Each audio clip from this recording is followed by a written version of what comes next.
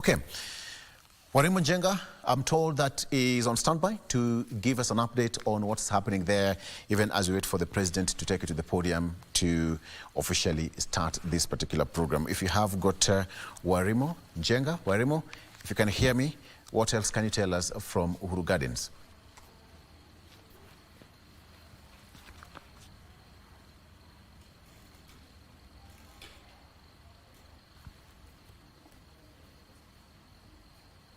The CEO of Konza City, and he'll be telling us some of the plans they have for Kenya, as well as how they plan to leverage on this summit to ensure that we grow the digital economy, as well as we shape the future of Africa connectivity. Thank you, Swasa, for joining us. His name is John Okwiri, talking to us right here at Uhuru Gardens. We'd like to know how you're taking advantage of this summit to ensure that Konza City grows.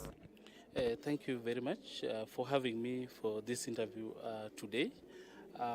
We are Konza Technopolis, and in this summit we are here to showcase what Konza Technopolis has been able to do over the years in as far as connectivity and in accordance with the theme of this conference, that is beyond connectivity.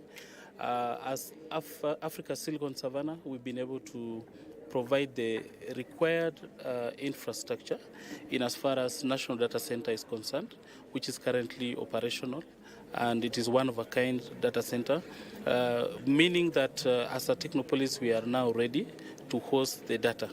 And you know, there's no innovation, there's no technology without data. And therefore, as a Technopolis, we've been able to position ourselves correctly by providing the enabling environment and the right infrastructure. And as Konza Technopolis participating in this summit, that is what we are here to showcase, because that has been able to enable us develop the Africa Silicon Savannah App Store, which is basically providing the right solutions in as far as digital transformation is concerned. Okay. I'd like to know how you will deliver Konza City on time. What's the strategy? Yes, Konza Technopolis is a Vision 2030 flagship project, and over the years we've engaged in master planning, and we are now in the process of doing the implementation of the Technopolis. This is year 2024, and Vision 2030 is 6 years away. We've been able to develop the phase one of the infrastructure, providing the necessary enabling environment for the... Allow me to cut you short. The President is already in the plenary, and we'll be hearing from him. Prayers are ongoing. I take you straight to the plenary.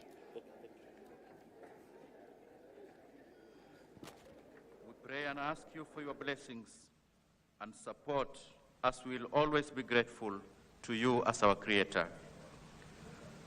Lord, we ask you to guide us to the best of knowledge and deeds. We ask you, God, for wisdom, understanding, and tranquility.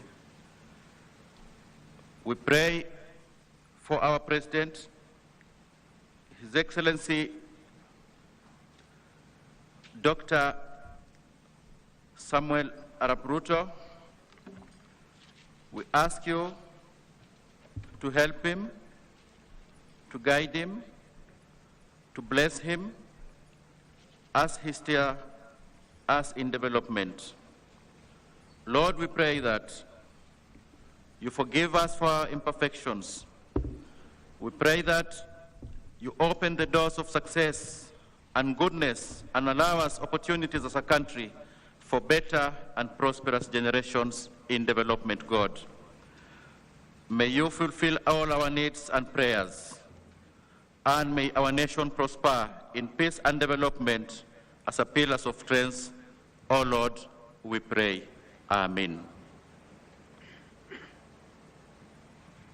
Let's continue praying. Our dear Heavenly Father, we thank you this morning. We are grateful for gathering us for this activity today. The Lord, we look forward to transformative economy through ICT. This morning, Lord, I lift our President, His Excellency William Samoei Ruto, unto you. He is carrying the burden of this nation and also the people of Africa. I pray, God, that you guide his steps in every thing that he does in this country and even in other nations. We pray, God, that we will grow as a nation and will reach a level where we shall become the digital hub to the global transformation. We thank you as we begin this activity.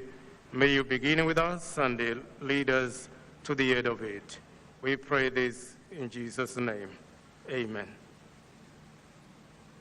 Let us kindly take our seats. Your Excellency, the President and Commander-in-Chief of the Defense Forces, Dr. William Samoei Ruto, Your Excellency, the Prime Cabinet Secretary, Honorable Musalia Mudavadi, various ministers representing different countries that are present, ambassadors, the Secretary General COMESA, Her Excellency Chilese Kapwepwe, all cabinet and principal secretaries led by the CS ICT, Honorable Eliud Owalo, CEOs, chairpersons, partners, and sponsors, all distinguished guests. Your Excellency, to start us off, we have a short video that gives us the journey of Connected Africa Summit. If we can kindly have that video queued so that we can watch it before we proceed with the rest of the program.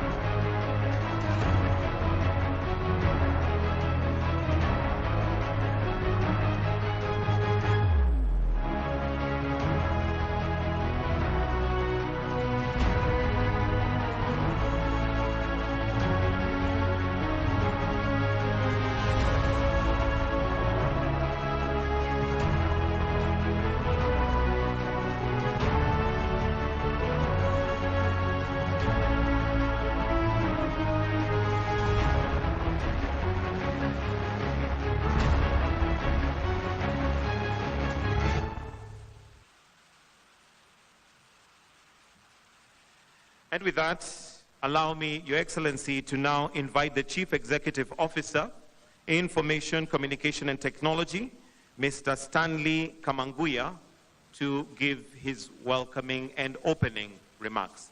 We can welcome him with a warm hand clap. Tumpigie makofi. Karibu sir.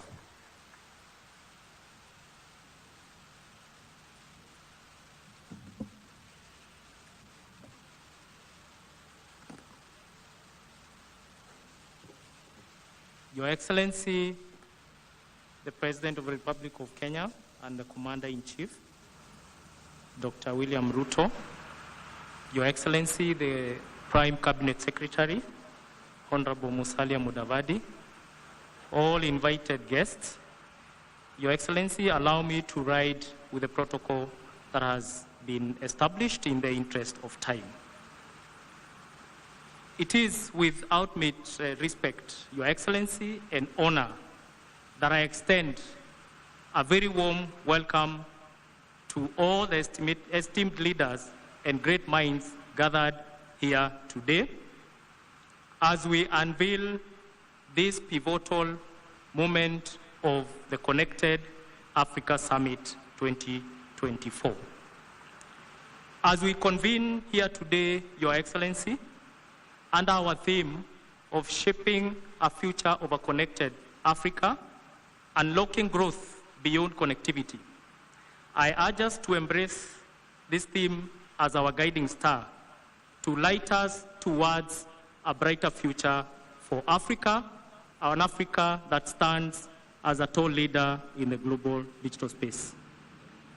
Your presence here, Your Excellency, is demonstrate your profound dedication towards the ICT sector and also exemplifies you as a testament visionary leader in recognition of the role that technology plays in shaping our digital economy.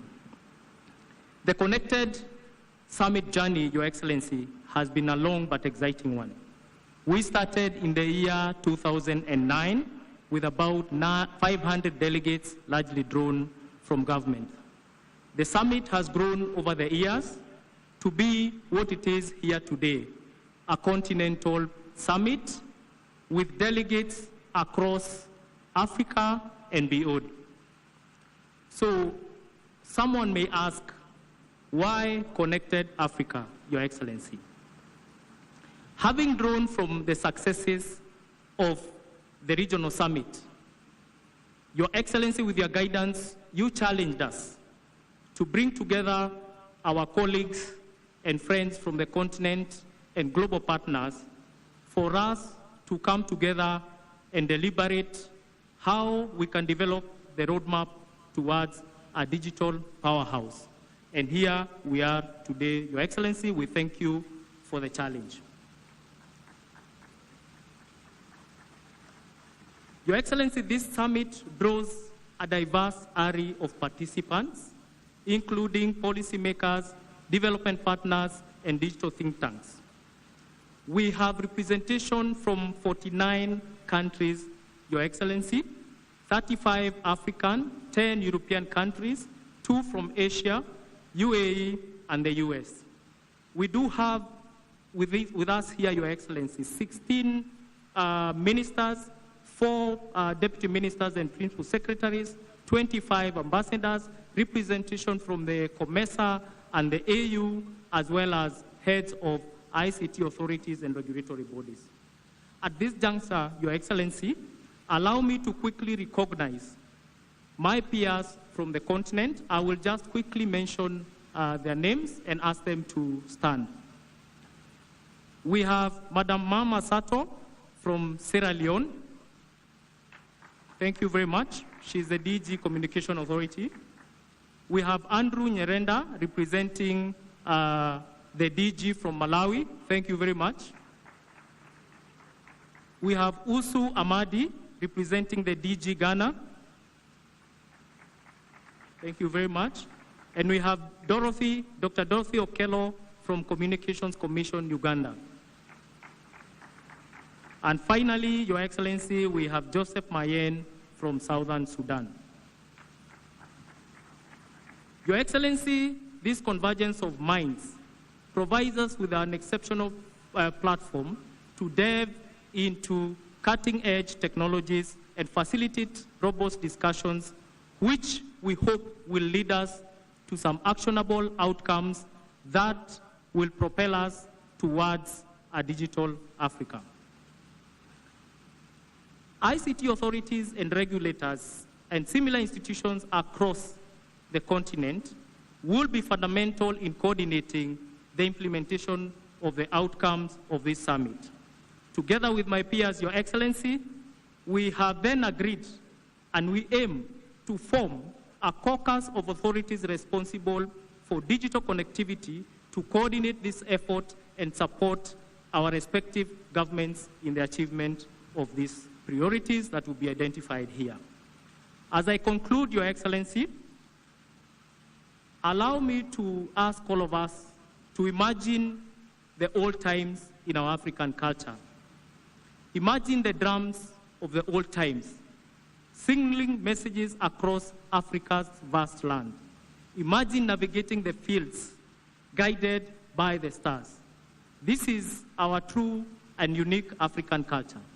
In the same way, we can build a unique digital landscape that gives Africa a competitive advantage and build a unified Africa, not only connected by the bond of technology, but our shared aspirations and relentless pursuit of progress. I thank you, Your Excellency. Enjoy the digital transformation ride. Thank you very much. Let's give him a warm hand clap. Thank you very much, Mr. Kamanguya. Next, Your Excellency, I'll invite the Principal Secretary, State Department of ICT and Digital Economy, Engineer John Tenui, to make his remarks. And as he's advancing, allow me to also recognize the Huawei Global Vice President, Mr. Tony Bao, who's in our presence. Karibu sana, Bwana PS. Thank you. Your Excellency, the President, Dr. William Samoei Ruto, Your Excellency, Honorable the Prime Cabinet Secretary, Your Excellencies, the Ambassadors, Cabinet Secretaries, colleagues, PSS, and all delegates, good morning. Your Excellency, we are so excited for having this summit this morning. ICT Authority has held Connected Summit for the last 12 years. We've had conversations that have been very fruitful and has impacted our country. On the 13th event, we are very happy that it's coming to be African and continental. We've had conversations with my colleagues, the PSS who are here from the region, and I would like to recognize them from Malawi. My colleague, PS Samuel Baldwin, you could stand up. Dr. Lado from South Sudan, Kanona Romachel from Lesotho, and Dr. Buala from Zimbabwe, my colleague, Professor Kisiangani from Broadcasting and Telecommunications, and over the weekend we had Dr. Amina Sawede from Uganda. Your Excellency, this platform gives us a huge opportunity to address some of the most important issues affecting the globe and also our continent. We are looking at matters of connectivity. How do we ensure everyone in the continent is connected? And how do we ensure that the continent, our countries, are active players in all the ecosystem involved, including the devices, active and passive that are involved. We are also looking how do we digitalize our services as governments across. We're looking at the issues that are rising, cybersecurity, data protection, data privacy. We are looking also at issues of devices that are required to ensure we connect to the last miles. That's affordable smart devices. Your Excellency, we are looking at also global emerging issues, artificial intelligence, and what's our role as a continent? How do we work with our partners across the world so that we are active players in that space?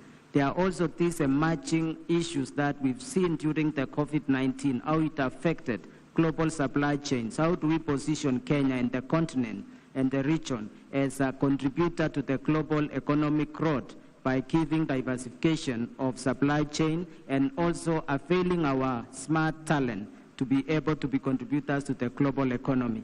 Your Excellency, we thank you for this convening, and we are looking forward to work as colleagues of PSS. We are going to extend another network so that the discussions and outcomes of this summit shall be implemented to ensure the people of the continent indeed benefits. Your Excellency, I'll stop there. It's now my pleasure to invite our Cabinet Secretary, Honorable Eliud Owalo, who will make his remarks. Welcome.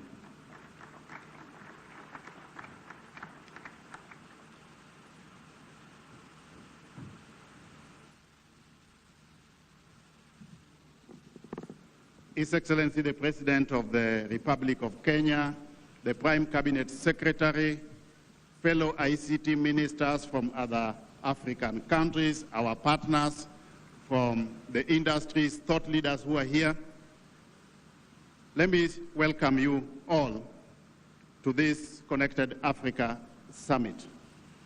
This is a very, very important week for Africa, Your Excellency, because it gives us the opportunity as Africa to discuss the emerging issues in our operational environment in view of dynamism in the technological space and come up with a very, very clear tech roadmap for Africa moving forward.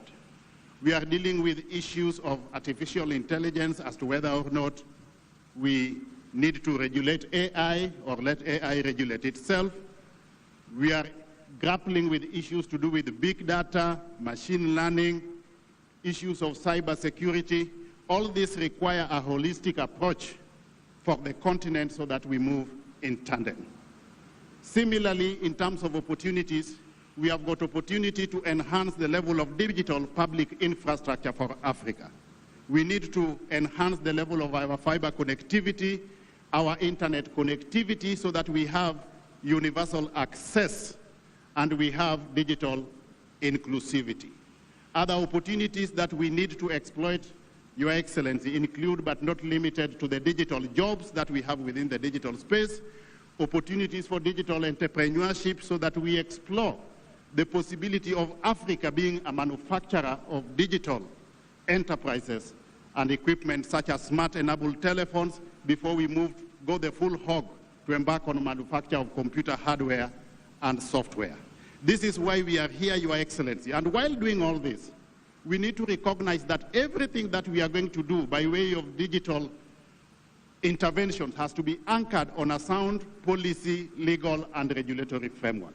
We therefore need to break the shackles and barriers that we have within Africa so that we have got policies, laws, and regulations that speak to each other as opposed to being discordant with each other.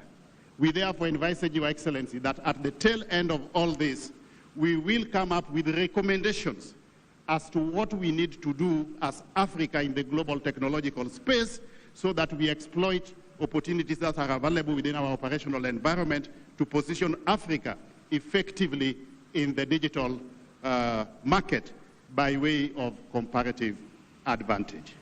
With those many remarks, may I have this opportunity to invite the U.S. Ambassador to Kenya to come and make a few remarks, and subsequent to that, invite the Prime Cabinet Secretary, who will eventually invite the President of the Republic of Kenya. Thank you very much.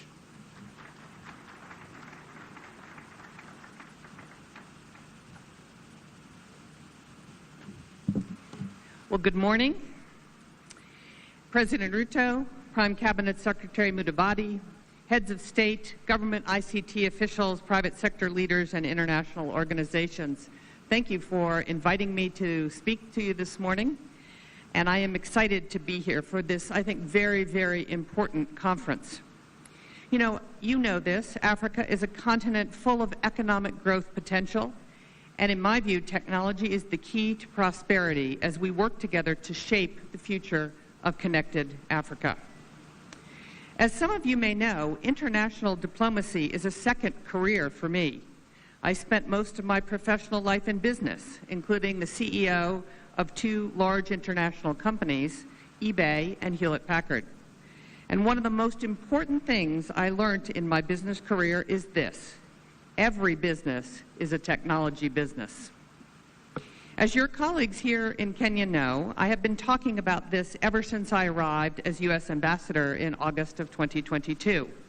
But the historic truth of this statement became even more real to me on a recent visit to Northwest Kenya, where anthropologists are partnering with Kenya's National Museum to study some of our earliest human ancestors.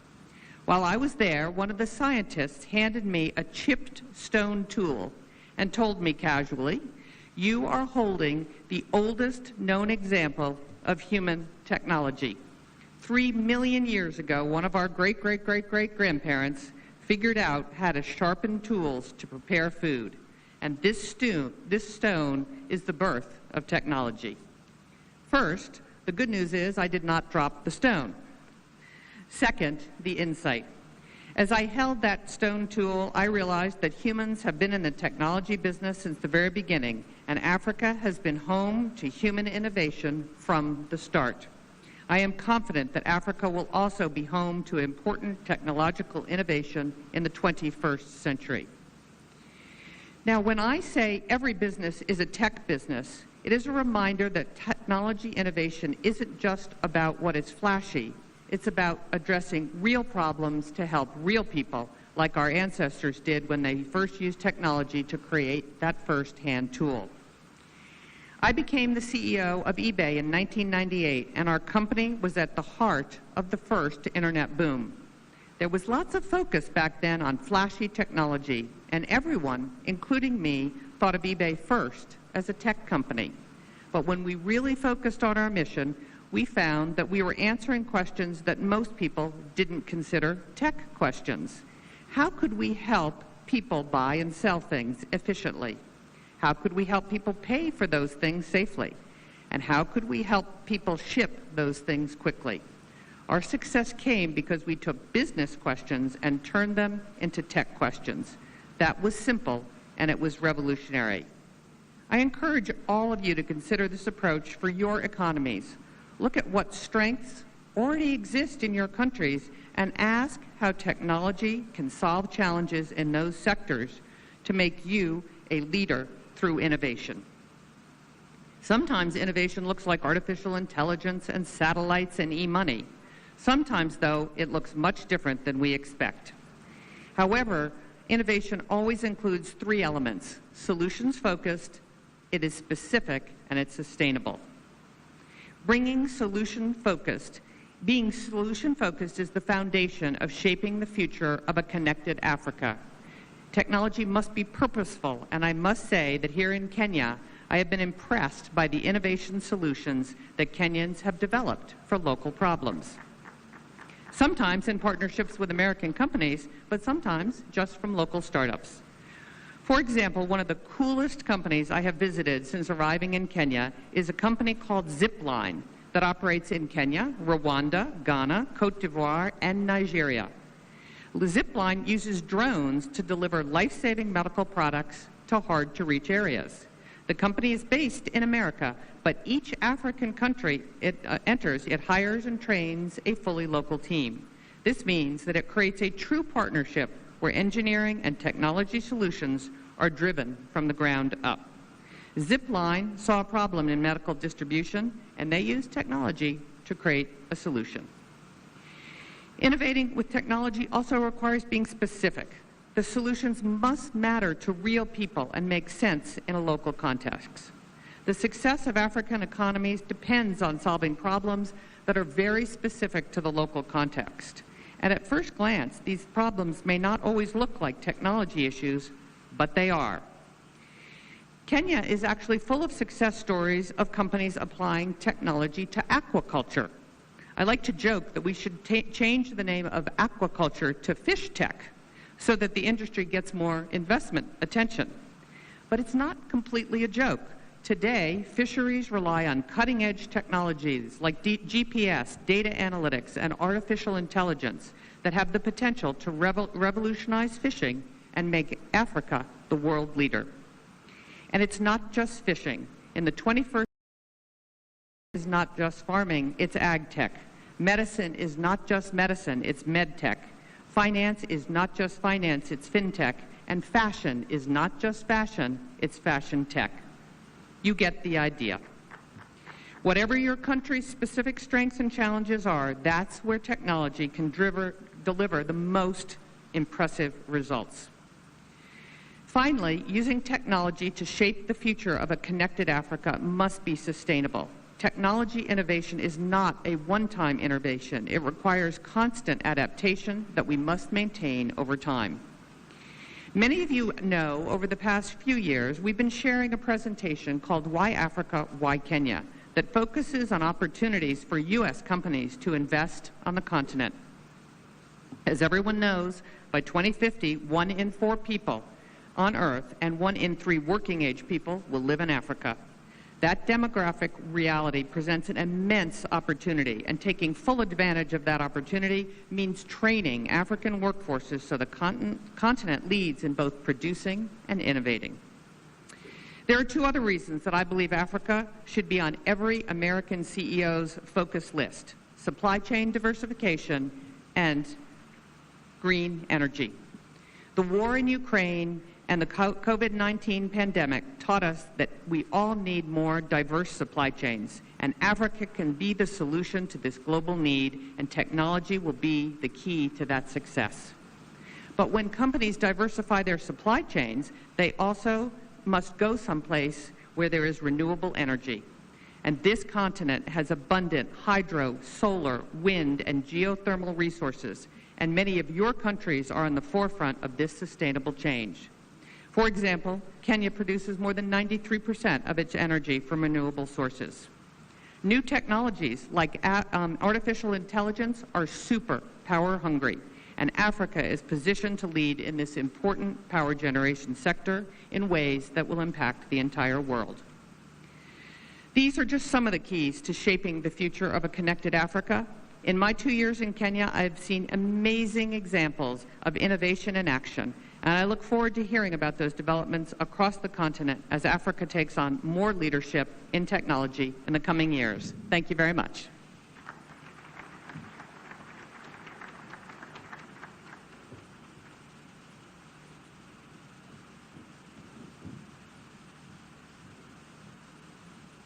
Your Excellency, please pardon me and allow me to invite Ms. Henriette Geiger, the European Union Ambassador to Kenya, to make her remarks. Karibu.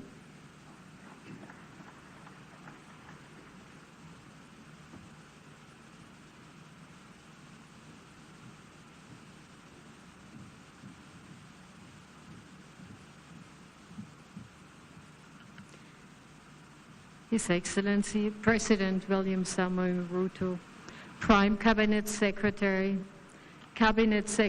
Ovalo, PS, ICT Ministers, ladies and gentlemen, all protocols observed.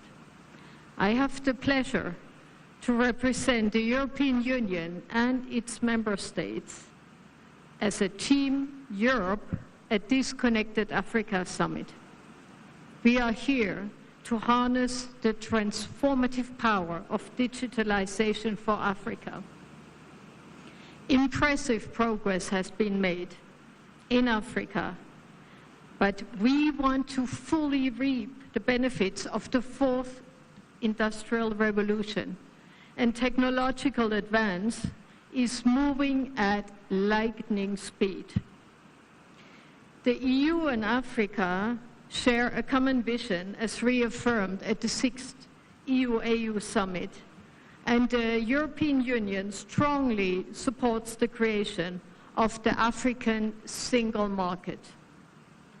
We believe that our respective digital ecosystems can thrive through more cooperation at all levels and to make our societies more prosperous. Together, we can accomplish the development of a single digital market for Africa, where data can flow across borders freely, personal data are fully protected, and the private sector can leverage data value chains on the basis of clear and harmonized regulation. Data governance is a flagship also in our EU-Kenya relations. We are working closely together to make sure that data can flow safely between Kenya and the European Union, as well as between Kenya and its partners. In order to turn this vision into a reality, we focus our efforts on three fundamental ingredients. First, investment. Second, sound governance frameworks, and third, trustworthy partnerships. The European Union has created the Global Gateway Africa-Europe Investment Package. This is worth 21 trillion Kenyan shillings, or 150 billion euros. Around 10% of this Global Gateway's total funding is dedicated to digital transformation in Africa. And this is what we need to harness. We have committed these funds with the objective of closing the digital divide, developing and deploying digital networks and infrastructures, but also, very importantly, working on digital skills. Now, investments can only flourish in a stable and predictable policy and regulatory environment. So we need frameworks which both safeguards rights and spur innovation and entrepreneurship. Finally, trustworthy partnerships are the basis to all our work. One good example is the partnership between Team Europe and Smart Africa for human-centric digital transformation. Together, we shaped 5 thematic sessions and 4 workshops that will take place during this summit on data governance, connectivity, artificial intelligence, and e-identity. Building on this, we will continue engaging and planning to bring this partnership forward. For the Transform Africa Summit that will take place in Nairobi at the end of August. We are in this together. Together, we will transform Africa and the world through innovation. Thank you, ladies and gentlemen. Asanteni sana. Thank you very much. Your Excellency, allow me to introduce from wherever they are my cabinet colleagues from other African countries. Please just stand up. I introduce you, starting with Paola there. Yeah, the ICT Minister for Rwanda, ICT Minister from Zambia, ICT Minister from Uganda, ICT Minister from Tanzania, ICT Minister from Zimbabwe, that's ICT Minister from Shawaya, and then from Congo, ICT Minister from Burundi, and then ICT Minister from Sudan? Huh? South Sudan, yes. Okay, yes, and then ICT Minister from Namibia as well. Thank you very much for joining us over this important platform. Allow me, Your Excellency, with your permission, to give just 2 minutes to the CEO of Smart Africa Alliance, Mr. Lassina Kone. This is the entity that coordinates our ICT activities within the continent. Please, Mr. Lassina Kone, just come and make a few remarks for 2 minutes only. Yeah.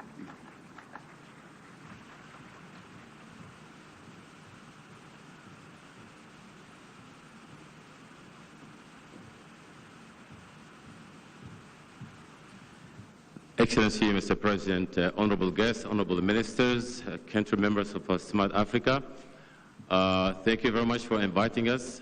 For this 2-minute remark, it's been really wonderful to find ourselves here for one good reason, that 10 years ago almost, Kenya was a founding member of Smart Africa, which was created in 2013. We grew from there from 7 countries. Today we are 39 countries, accessing about 1.2 billion populations. Digital transformation is no longer a choice. It's a necessity, just like a water utility, just like any other utility that we use at home.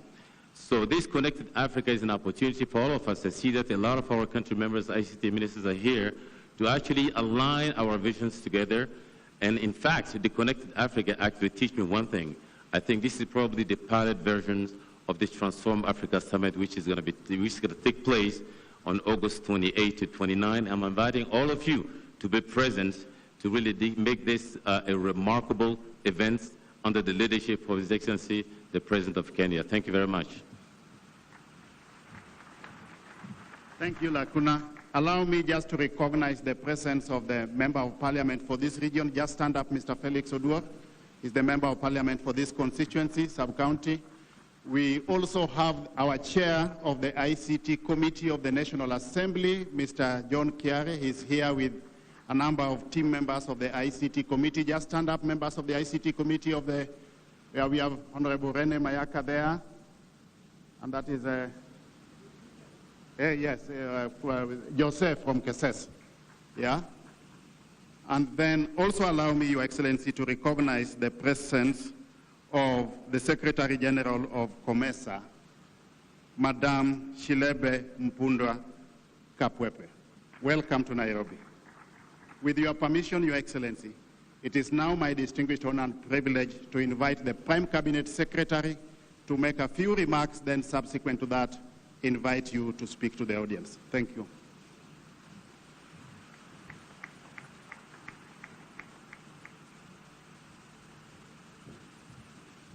Your Excellency, the President of the Republic of Kenya, Honorable William Samoei Ruto, Your Excellencies, Ministers, Ambassadors and High Commissioners, distinguished industry leaders, ladies and gentlemen.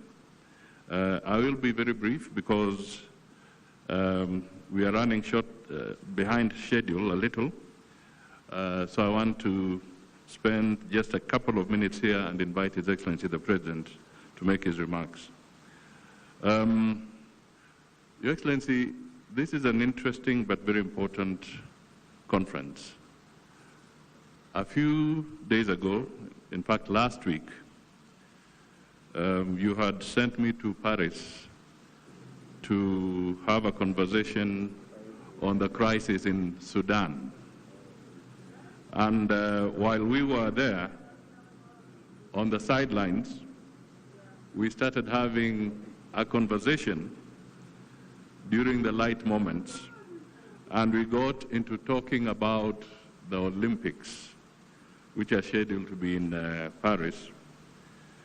And one of the conversation members put it this way, that there is no athletics competition if Kenya and Ethiopia are missing. The marathon. If they are there, then there's no marathon. And then we went on further and we talked a little bit about soccer. And as we were talking about soccer, this gentleman, in a very humorous way, said, well, you are good in the athletics and the marathon, but we want to tell you that we are better in soccer. And I asked him, why do you think so? Because we are getting there. And he said, you see, the problem with you guys in Africa is that you run so fast and you leave the ball behind. So what am I trying to say here? So I'm trying to say that dealing with where we are going, the future of technology and connectivity, I think it is important that as Africa, we make sure that we are running fast enough not to be left behind. We cannot continue playing catch-up. The second aspect of it is that we should then also learn to use what we have and make sure that the ball is always ahead so that we find it there. So with these few remarks, Your Excellency, I think this is an opportune moment for you to continue with your drive to make sure that Africa is well connected and we participate fully so that technology does not go ahead without Africa. Ladies and gentlemen, let us be upstanding to welcome His Excellency the President, Dr. William Samoei Ruto, to make his remarks.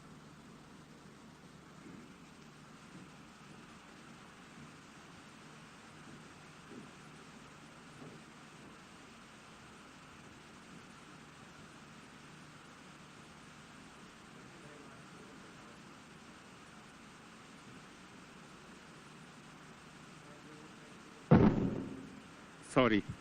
Thank you very much.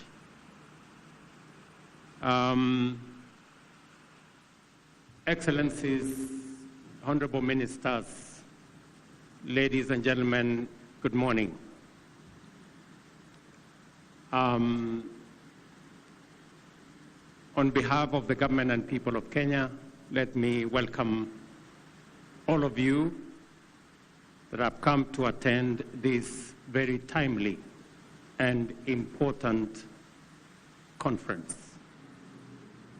And while there, let me give you one must know about Nairobi and one must know about Kenya. About Nairobi, to the south of this place, if you walk this direction in about 5 minutes, you will be at the Nairobi National Park. Nairobi is the only city with a national park a minute or minutes away from where you will be staying.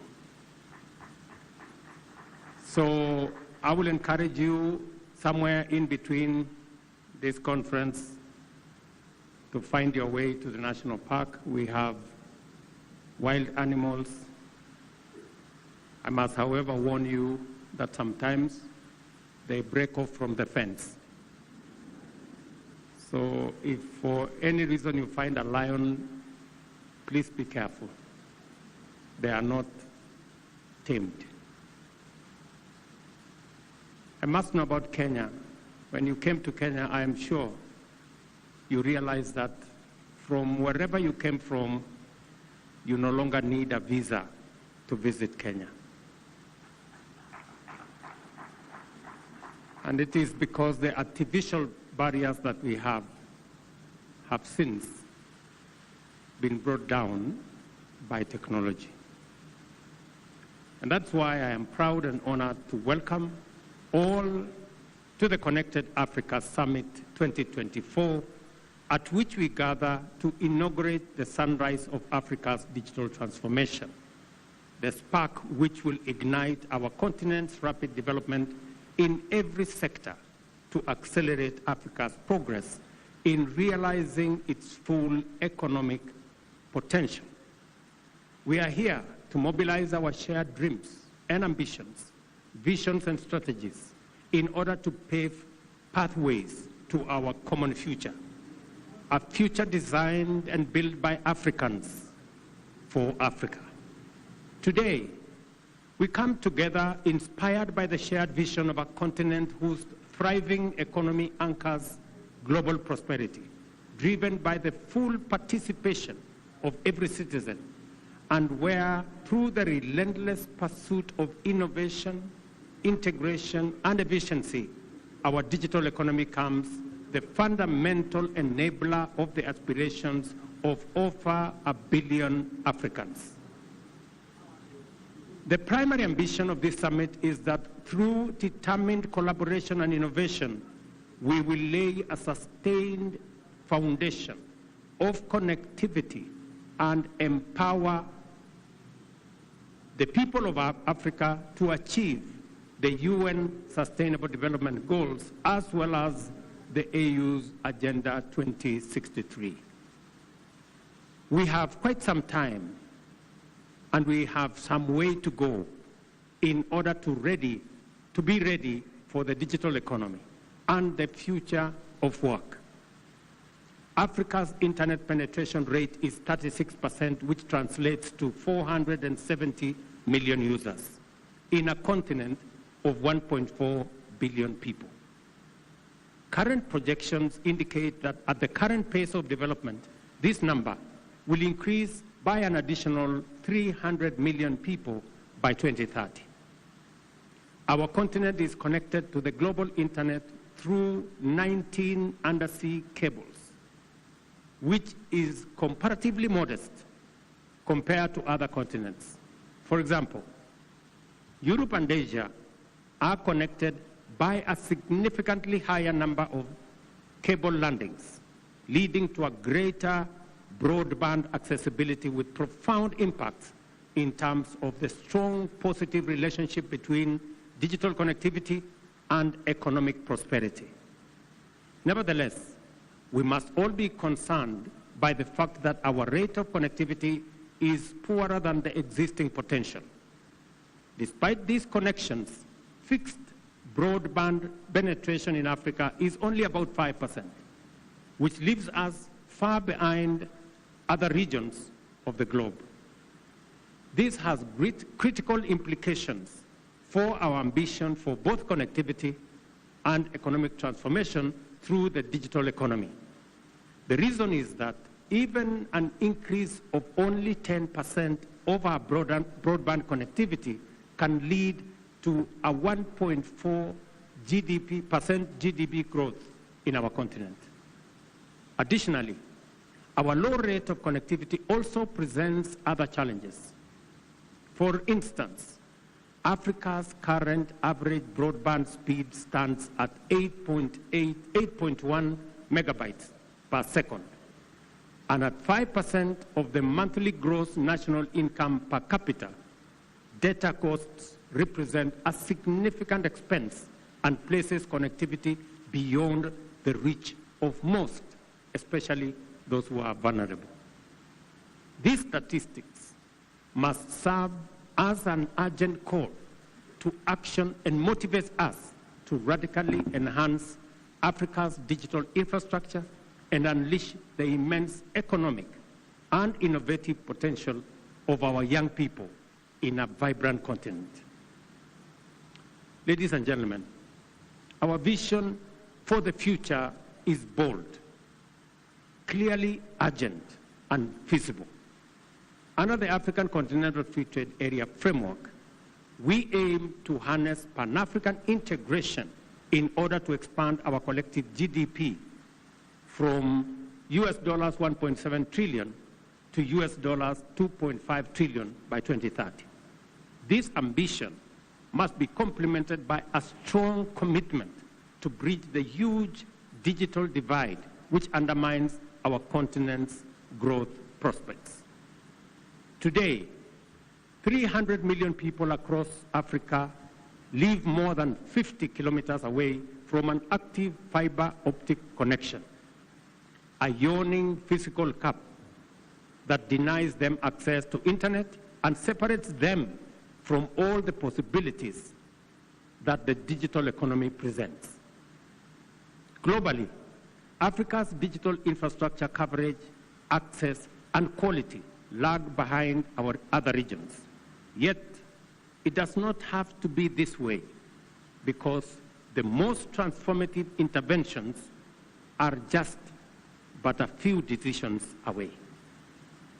At the end of 2021, 84% of people in our region lived in areas where the third-generation network technology, 3G connectivity, was available, while 63% had access to G4 mobile coverage. However, regrettably, only 22% were using mobile internet services. This gap between coverage and usage is similarly large for broadband internet connectivity, with 61% of people in our region living within broadband range, but unfortunately unable to use it. The imperative, therefore, is clear and entails determined interventions to significantly increase access to broadband services and to enhance both service, quality, and affordability. In turn, higher digital inclusion will intensify job creation and will help us deal with the challenge of poverty.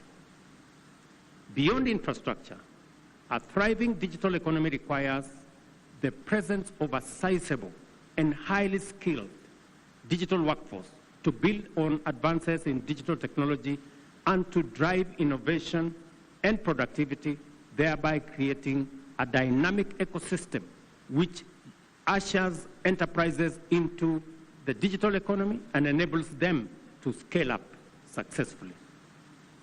With the establishment of these essential foundations, the private sector should automatically emerge as the primary driver across the spectrum of emerging transformative use cases.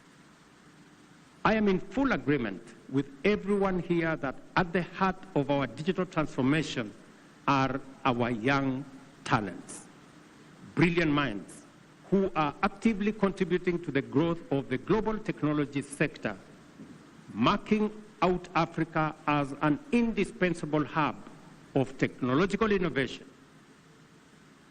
And I saw many of them as I went through the various booths.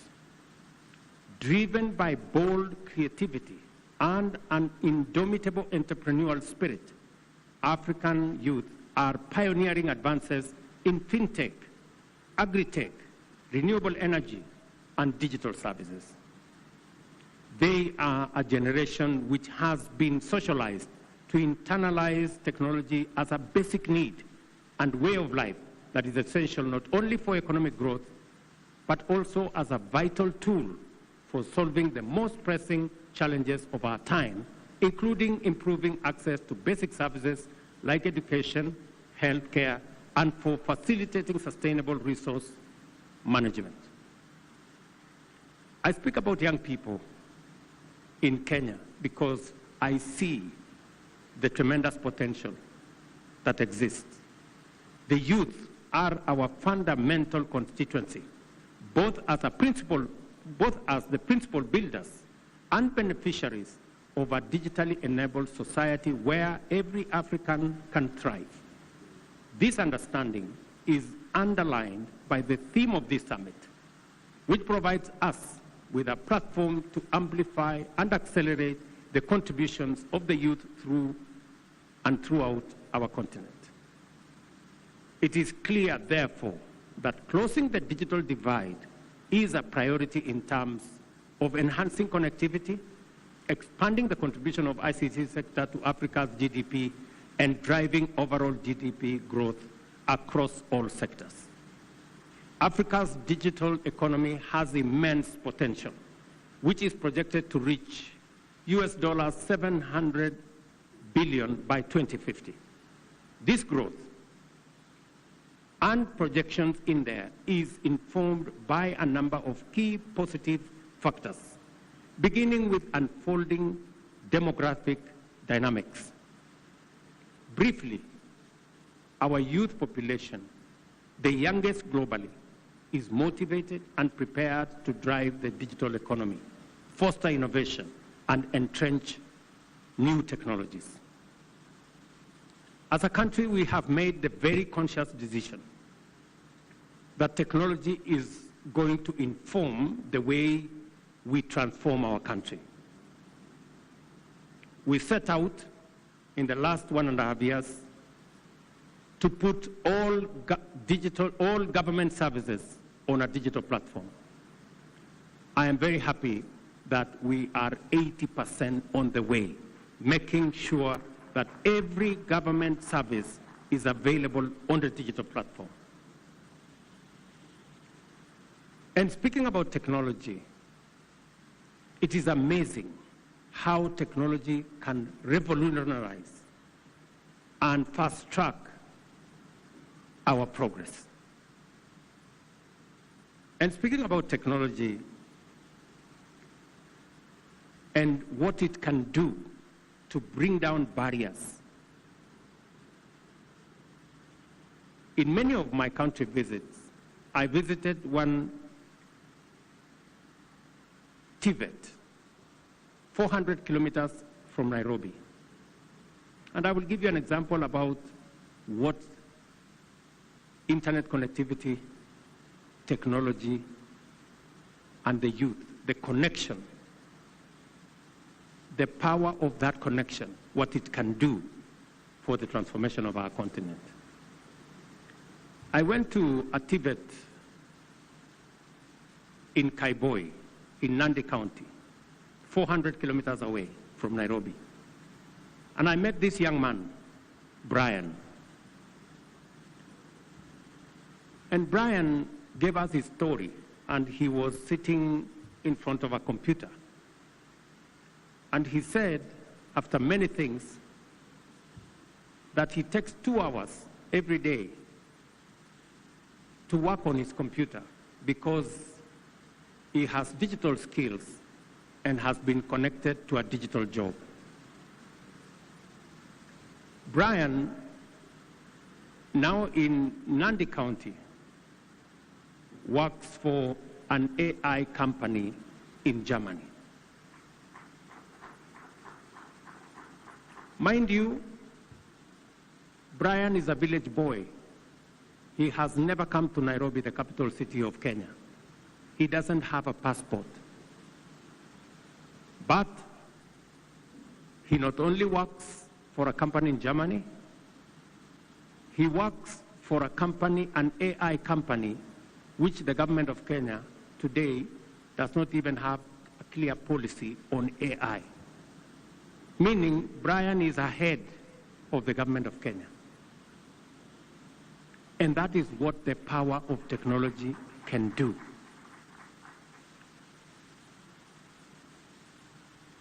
In the last 4 months, again, if I give you another example of the power of technology and the digital space. In the last 4 months, we have distributed 2.5 million bags of fertilizer to close to 500,000 farmers in Kenya using an e-voucher that has eliminated cartels, roadblocks, bottlenecks, and has made the distribution of fertilizer efficient. Because of the e-voucher last year, which we used to distribute our fertilizer, and the efficiency it brought into our farming, we increased our production by 50% last year.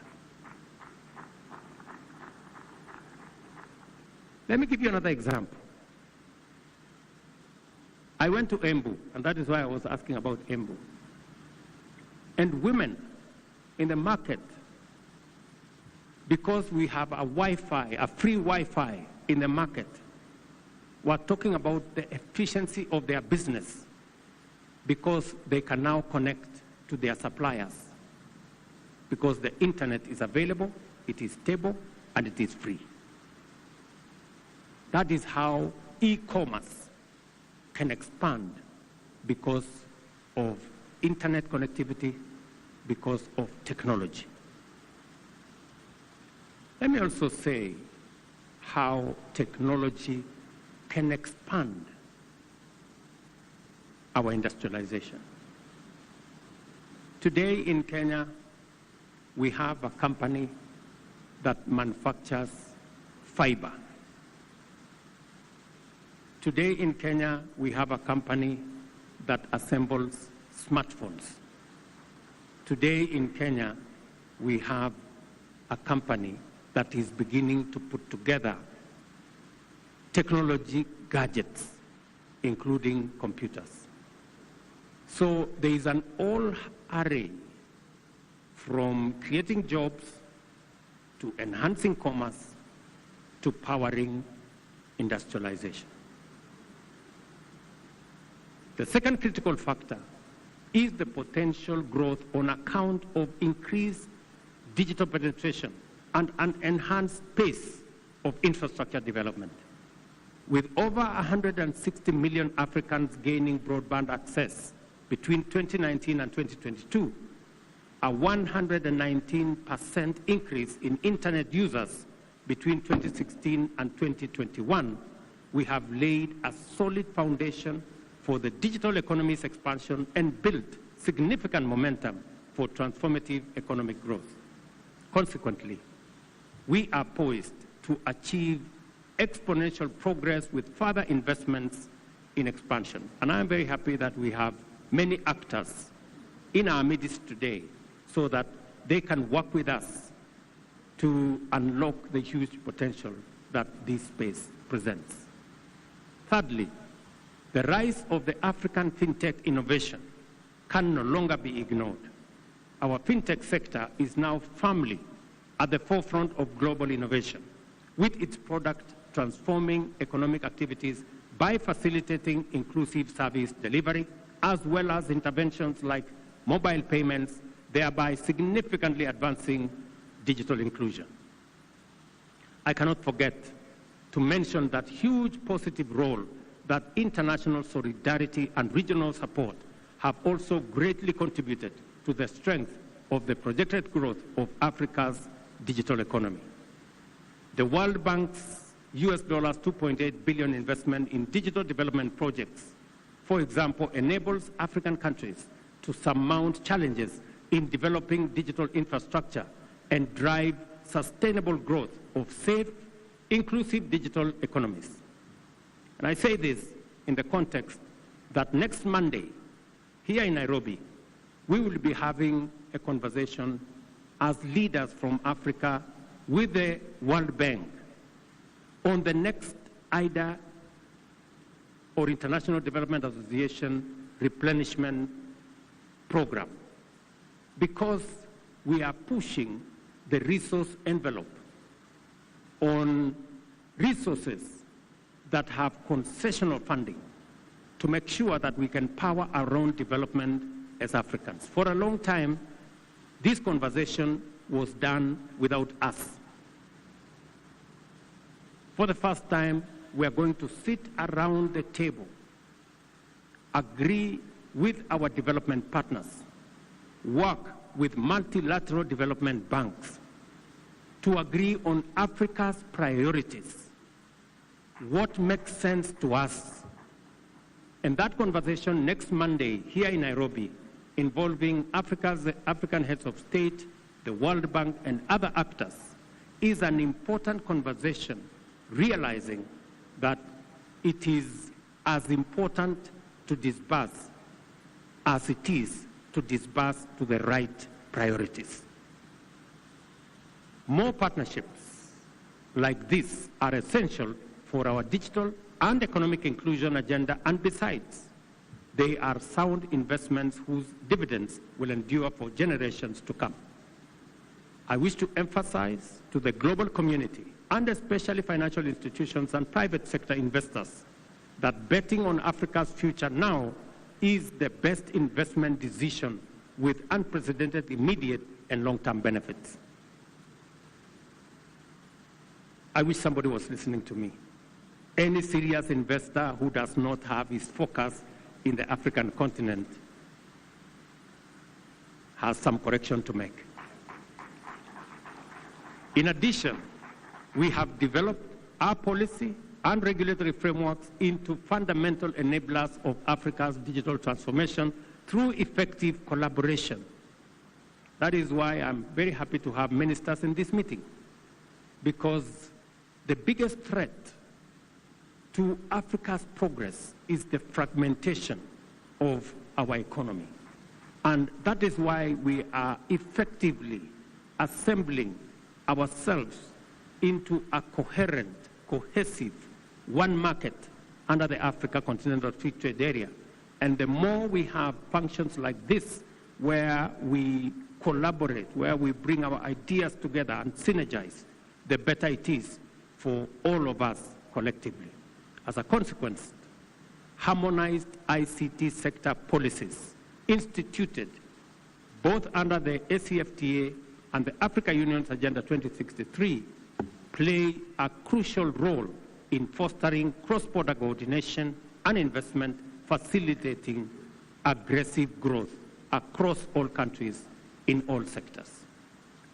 Also, ongoing efforts to accelerate Pan-African economic diversification and consumer market expansion further bolster the development of an expansive market for digital services as well. Through our commitment to invest in the development of broadband infrastructure and foster the emergence of a digitally enabled society, we shall lay down the foundation for an inclusive, prosperous African future where every citizen can thrive as an active participant in an interconnected global economy. This strategic focus is not only about connectivity, but also about empowering every citizen in a dynamic digital landscape across our continent. I'm encouraged to note that the intentional positioning of the ICT sector aligns with Africa's overarching economic growth strategy, which leverages the digital economy to catalyze the development of various sectors, supported by Africa's phenomenal demographic dividend and deliberate infrastructure improvements, innovative fintech solutions, and strategic policy frameworks.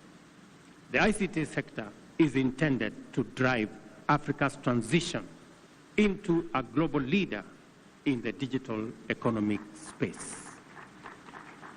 Kenya's sustained commitment to digital transformation provides a good example of what we should aim to achieve throughout Africa and to benefit everybody wherever we can deliver. At 64 million mobile connections, Kenya's mobile connectivity is 118% of our population. At the end of 2022, mobile data or internet subscriptions were 47.8 million, with 67% of this comprising mobile broadband connections. Our ICT sector has continued to grow at the rate of 10% annually. To build on this and all the achievements, sustain the growth in momentum, and deepen ICT and digital inclusion, we have embedded last-mile fiber connectivity as a strategy and a strategic pillar of our bottom-up economic transformation agenda.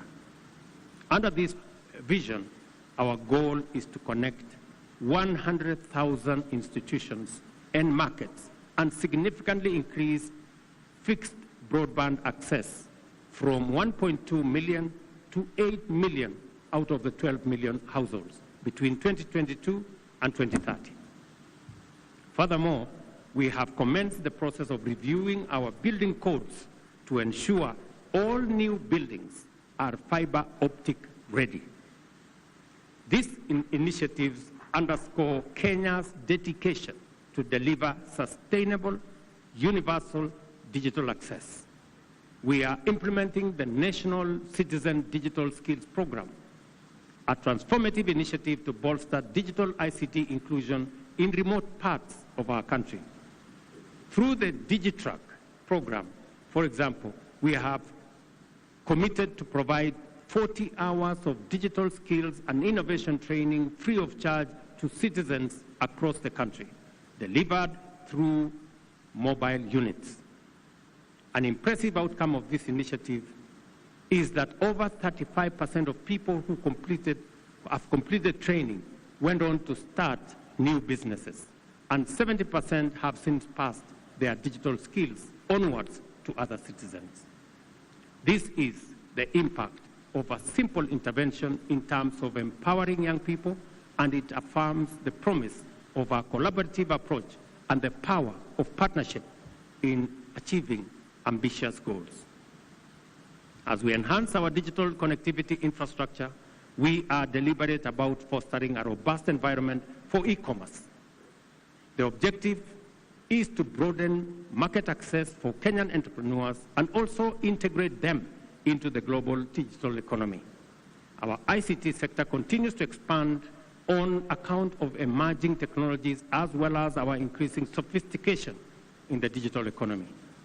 Increasingly, this is going to be the trend in every country on our continent. That is my belief. Accordingly, we see a great and urgent need to design and implement a harmonized model of regulation to be governed by a network of ICT authorities which shall oversee the integration of the digital transformation initiatives throughout the continent in accordance with our AU 2063 agenda for ICT. We are eager to share these experiences, and I'm sure Eliud Owalo and his team will take time to share some of these experiences and also learn from those of our colleagues from across the continent, whatever they have to offer.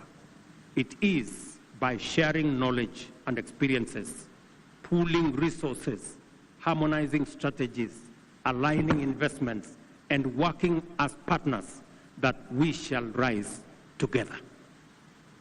This collaborative spirit is what we need to transform Africa into a digitally empowered and economically thriving continent.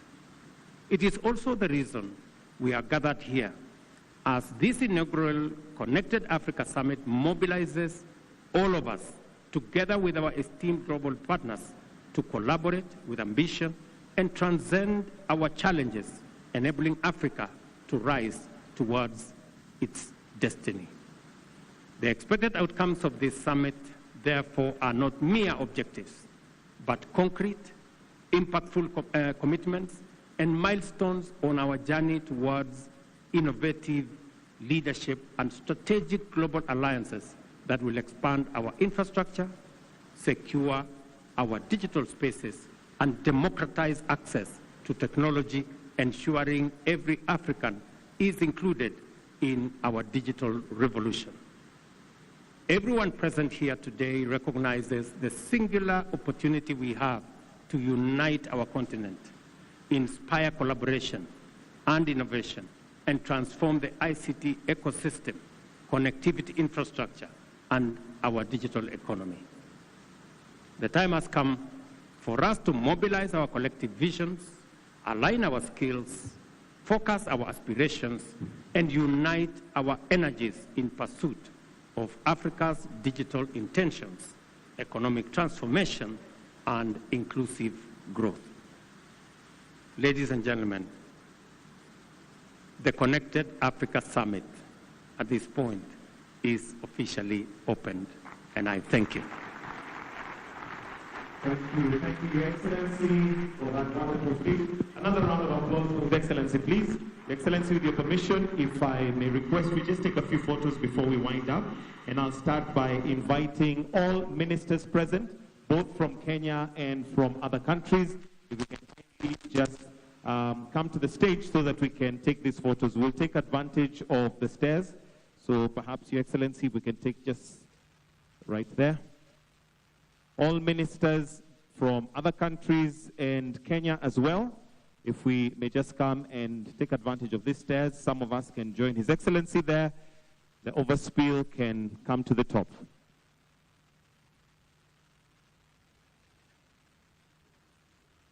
The next picture, as we arrange this one, if we can.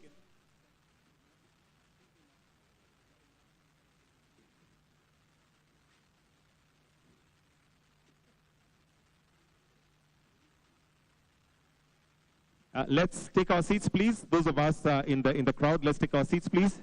Let's kindly take our seats. The next picture we're going to be taking is all PSs and deputy ministers.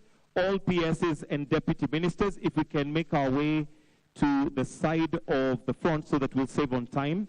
All principal secretaries and deputy ministers, sorry. If we can all just come here so that we'll save on time.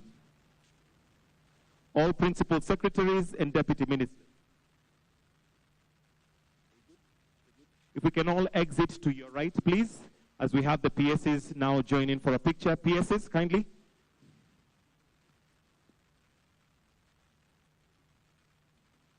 The next picture after the PSs and deputy ministers is ambassadors. All ambassadors, kindly, if we can come to the side so that we'll save on time. All ambassadors present, representing different countries, kindly, if we can make our way here.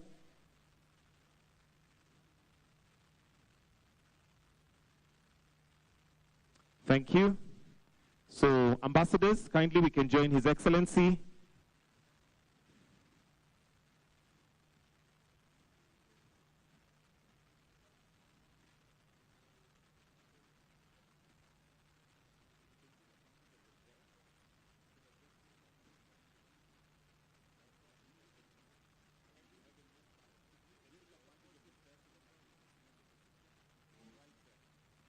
The second last picture will be regional CEOs and CEOs under ministry. So please, if all regional CEOs and CEOs under ministries can come to the front. The second last picture, CEOs.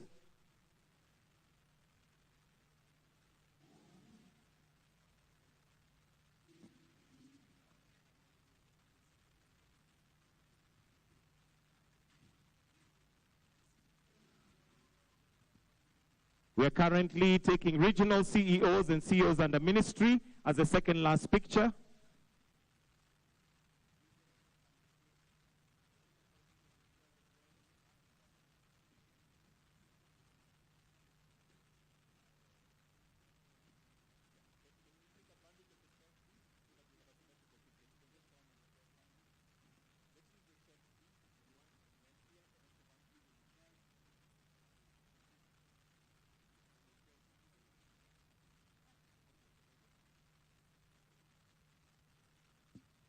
Then ICTA board. The last picture will be ICTA board. The ICTA board. ICTA board as the second last pictures. Members of Parliament, if we can also just kindly come to the side. As the ICTA board are taking members of Parliament present, please let's come and take our position. Members of Parliament present, both from Kenya and other countries, as the last photograph. That's the ICTA board that is on stage now. Thank you for your patience, Your Excellency. We appreciate. Asante sana.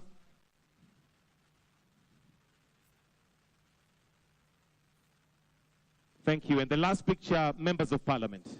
After that, we're going to wind up with the national anthem. Therefore, we get ourselves ready.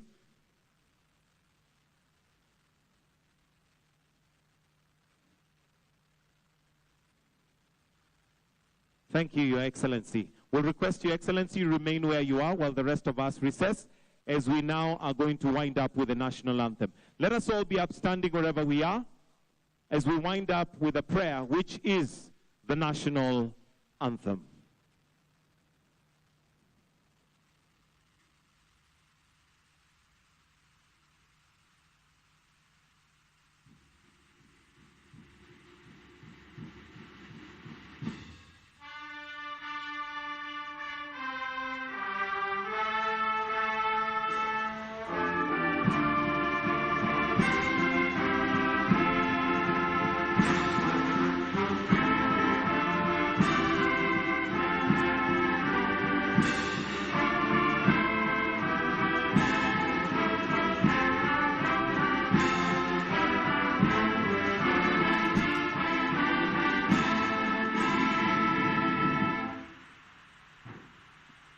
We've come to the end of the opening ceremony of Africa Connected Summit. We'll allow His Excellency to now exit at his own pleasure.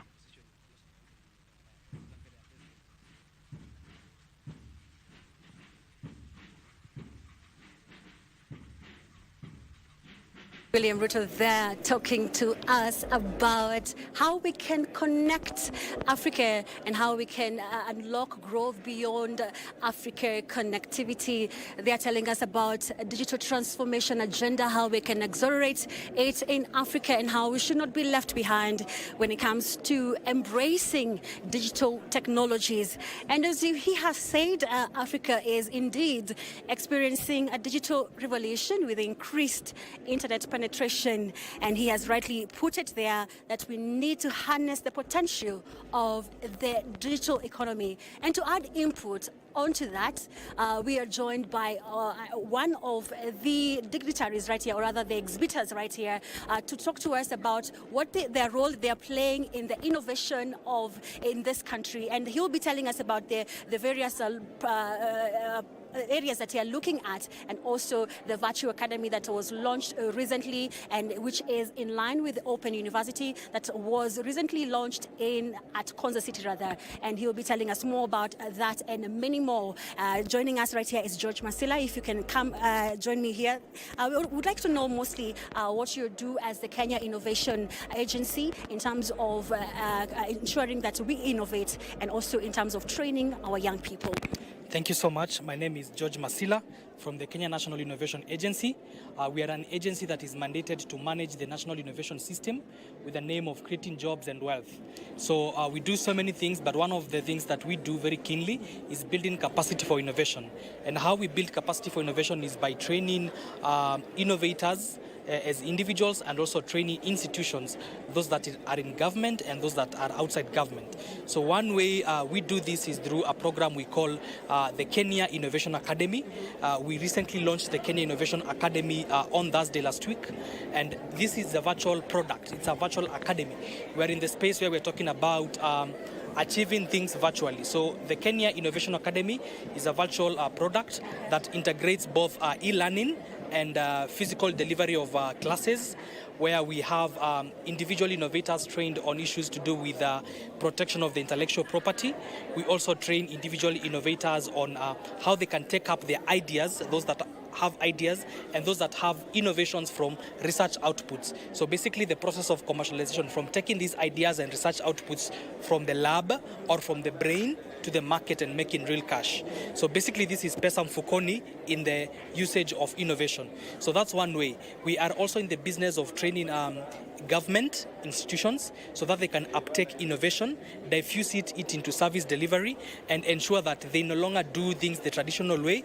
They simplify processes, they make processes efficient, they offer goods and services in an efficient way by using innovation. So and you've talked about this academy being virtual. I'd like to know, how is it in line with the Open University that is at Konza City? Good. So the Open University champions delivery of classes and lessons and modules online.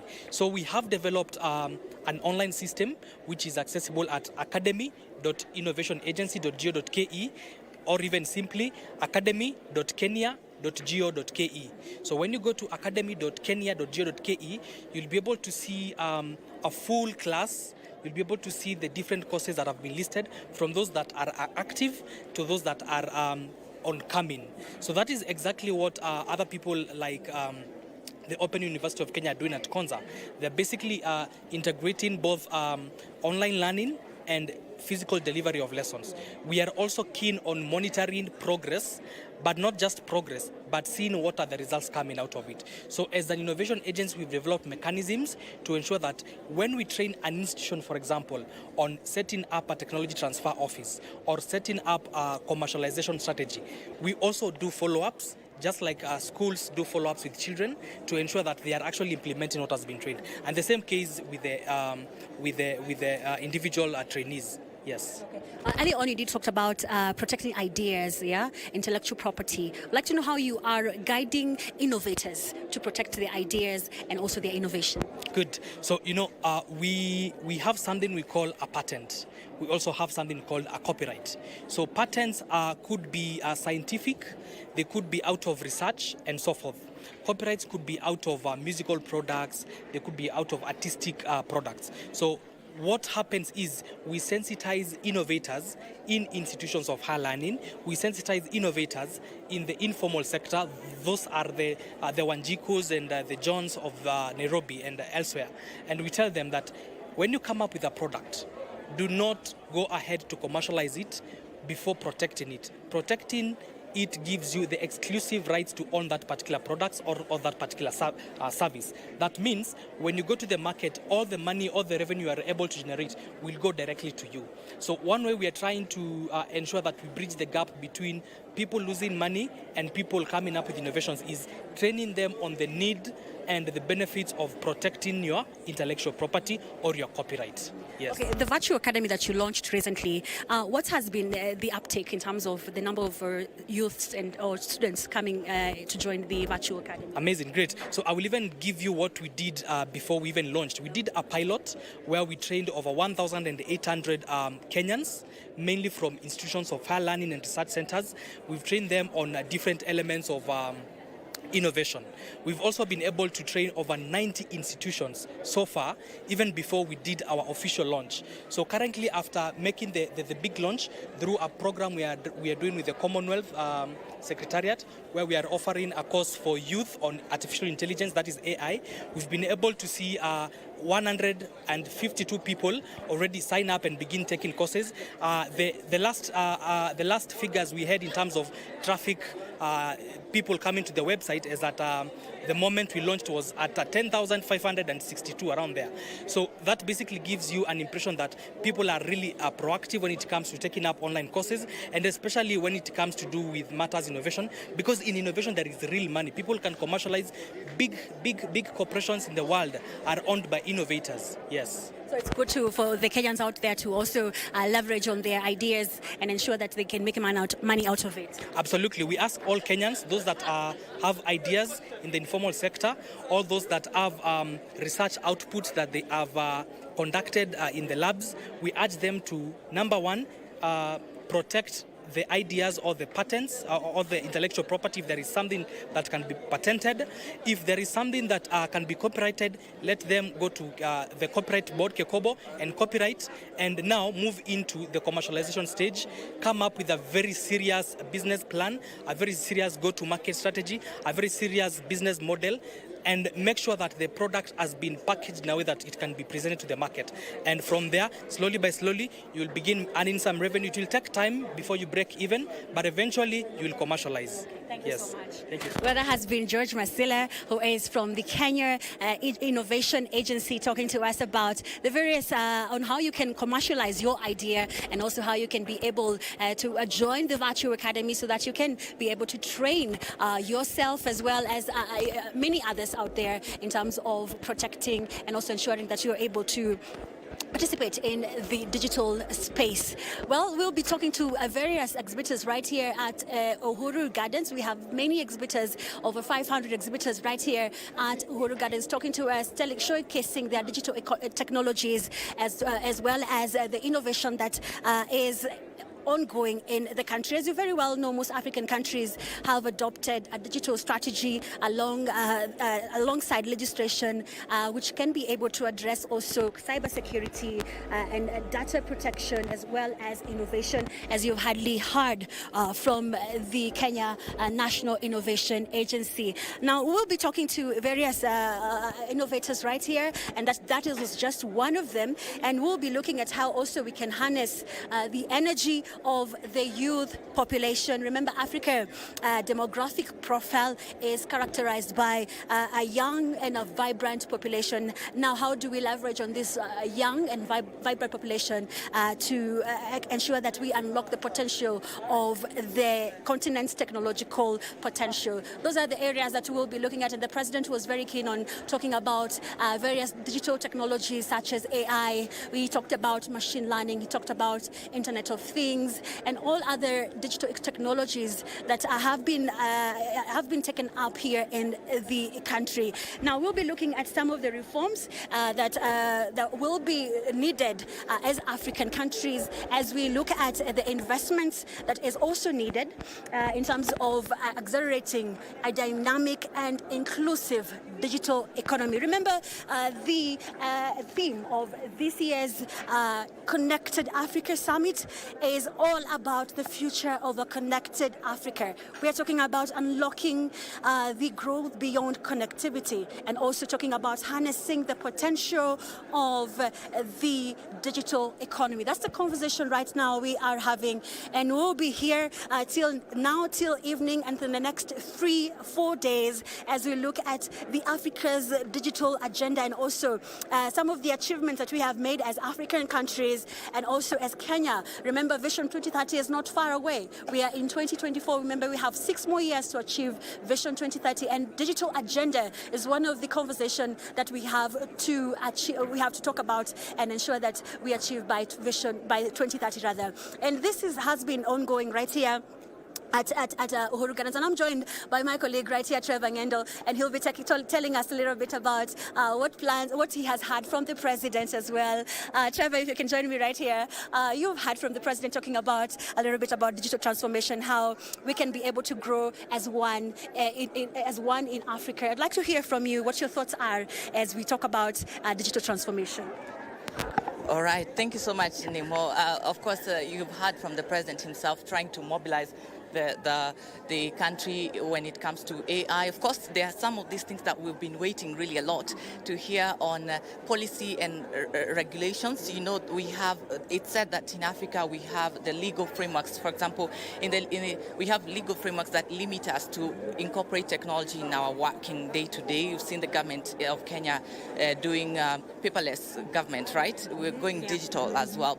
But then there has been some legal frameworks or some legal policies or policies that are not very convenient for innovation and new technologies that have sort of inhibited the growth of the ICT sector, especially in the African continent. And from what you heard is that they're calling for harmonization of some of these policies and laws in order to have them in sort of a way that enables or nurtures or nurtures and grows the technology and the ICT sector in the country, of course. And these are some of the things that we've really been waiting for. This, the Connected Africa Summit is something we've been waiting for since, the announcement came that we would be hosting this summit. And allow me, I came here with a guest who was following the president's speech. His name is Humphrey Muchuma. He's an he's an AI expert as well as a techie expert. Humphrey Muchuma, you've heard from the president as well. Tell us, what are some of the thoughts and reflections that you have about what has been said by the president himself? So first, I'm really excited about the summit. It's an opportunity for us to gather and put our heads together and see what we can bring, to the table, share thoughts, innovative ideas, and see how we can grow that.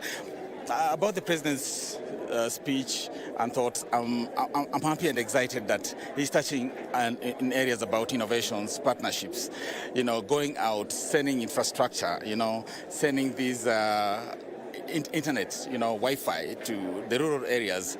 I'm really happy that he's also talking about, digital skills training. That is key for our for our young people. It's an area that still needs to be exploited. And I think we have a huge opportunity. We have a president, we have a president that is really passionate about young people, president who is really passionate about the digital jobs. There are a lot of jobs there. I usually give this example. Can you imagine if we had just 1 million young people earning between $300 to $500 every month? It will change our economy completely. That's huge in terms of forex reserves for our country. Not only that, we will also see an opportunity in growth in these, rural areas, for example. He talked about this young man who works in the rural area. He works in Nandi County, and he also works for an AI company. I think it's a great opportunity, for our young people to explore what happens out there.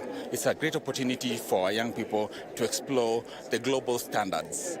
So we shouldn't just look at ourselves locally, how it looks, from a tech aspect, but let's set our standards internationally.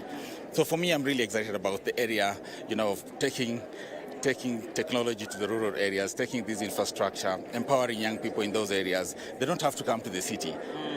Let's grow our counties. Let's grow, our talents back there at home. I believe that there's really great opportunity in that area. And one area that I think we need to really utilize is the president, and the team, the Ministry of ICT is sending hundreds, thousands of computers to the counties. Let's take advantage of that. Let's provide our young people, with an opportunity to learn these digital jobs. It will change our lives completely. Now, we also blessed to have, when you look around, we have all these technology companies around here. Right here, it's an opportunity for us to get to meet, share ideas, share our thoughts around how we can build a connected Africa. Not just Kenya, but a connected Africa. There is an opportunity for us to reach out to our partners all across Africa, build relationships, across Africa, and see what outcome can come out of it. Yeah. And Humphrey, you've been in this space for quite a while now, and of course, you are the CEO of Inua AI. You've been in this industry for quite a while now. What do you say in terms of the opportunities that are available? For example, AI, do you see it as an opportunity or is it a threat? And also, in terms of policy formulations and the legal frameworks, the need for, having or formulating policies and fast-tracking them, policies that enable scalability of the ICT sector. What's your thought on that? First, my thought on AI, I don't want to look at it as a threat. AI mostly will come to take up jobs that are really more of, it's going to take up jobs that are really more of repetitive jobs. That's how I look at it. But again, it's going to create millions of jobs. So it's taking up jobs, but it's going to create up millions of jobs out of it. Now, the idea behind all this is, now, what are the kind of jobs that AI will be creating? Because it can't take up everything. There must be bits and pieces that we can actually take up in the tech space. So my thoughts around the policies, I think we need to look around how controlling AI, yes, we can control AI. But again, I'm not saying we should set up policies. I think policies need to be set up in every area. We need to control. There must be some kind of control in that area. Ethical controls, maybe. Mostly will be ethical controls. But again, we need to up our cybersecurity game. As a country, as private sector, as public sector, we definitely need to up our game in that area. Yeah. All right. And of course, there is the need for collaboration with between the private sector and the government institutions as well. So do you believe you as a private sector or a player in the private sector, are you willing and ready, or how ready are you to collaborate with the government in order to ensure that you collaborate to enable scalability in the ICT sector? Yeah, I'm working with, let's say we're working with Konza in that space. We would like to get, they're offering us computers. We're working on a memorandum of understanding and see how we can work with the different teams and different organizations to take these skills back to the village.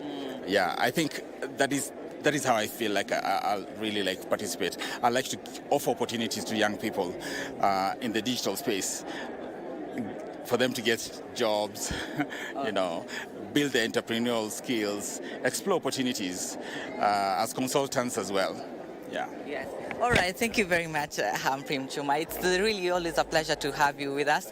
Of course, you heard it from Humphrey Mchuma as well. And indeed, this is a great opportunity for private sector players in order to, promote their ICT innovations and also forge partnerships with the government organizations. And as well, now I want to hand it over back to Caroline Njenga. And Njenga, you've heard about, you see, there is a mood of optimism. There is optimism among most of these exhibitors. We have people from the private sector, from the government organizations like what we have here, who we just interviewed from the Kenya Innovation. It looks more like the entire, as well as the international delegates as well, looks more like, would I be forgiven to say that the entire Africa is in Nairobi now? Yes, and actually Africa is ready, as we've had from even the delegates, from even the private sector, from the academia, policymakers. They are all together, and also academia right here to just see whether we can be able to commercialize our ideas, as we have had before from the Kenya Innovation Agency, and also be able to have a digitally enabled society. And we are talking about a paperless government. Remember, the President William Ruto has been talking about mostly paperless government, and the cabinet has been conducting their meetings paperless. And so we have a company right here that is all about digitizing services, and we are talking about from paper to the cloud. And I'm joined by Jacqueline Mboro, who is the Managing Director, Metrofile, to just tell us about what their input is when it comes to digital transformation and how we how they are digitizing services here in the country. Thank you for joining us, Jacqueline. Maybe you can start by telling us, Metrofile, what you have been up to in the last couple of years. Yes, thank you very much. So as you rightfully mentioned, our core business is about digital transformation, and we are very proud to be associated with the digital transformation in this country, which is very key to our government. So we basically look at the entire life cycle, the information life cycle, from paper to paperless. And what that basically means is our customers are secured in their data across, whether it's in paper, whether it's in digital. We have a local data center in Kenya, because for us it's very important that we abide by the data sovereignty laws in Kenya, which require that data is domiciled in the country. So we've just launched our local data center in Kenya. We are very well placed and positioned to assist our customers in their journey to cloud. We understand that the process of digitization takes time, and that is why records, even at a physical state, had domiciled in our warehouses in Nairobi. We are on Enterprise Road, where we store all our customer records. We help them with their journey to the cloud. We help them with imaging of the same thing. We also assist them with regulation, data sovereignty. We cut across borders, and we understand the importance of personal data. So as Metrofile, we are very, very, very keen on understanding how that is important for the country, how that is important for the government, and we are well placed to assist our customers with that. I know the government has been keen on digitizing the government services, and we have seen the government digitize over 12,000 right now government services. I'd like to know whether you played a role in this digitization process. Yes, so we're involved and are having conversations with government.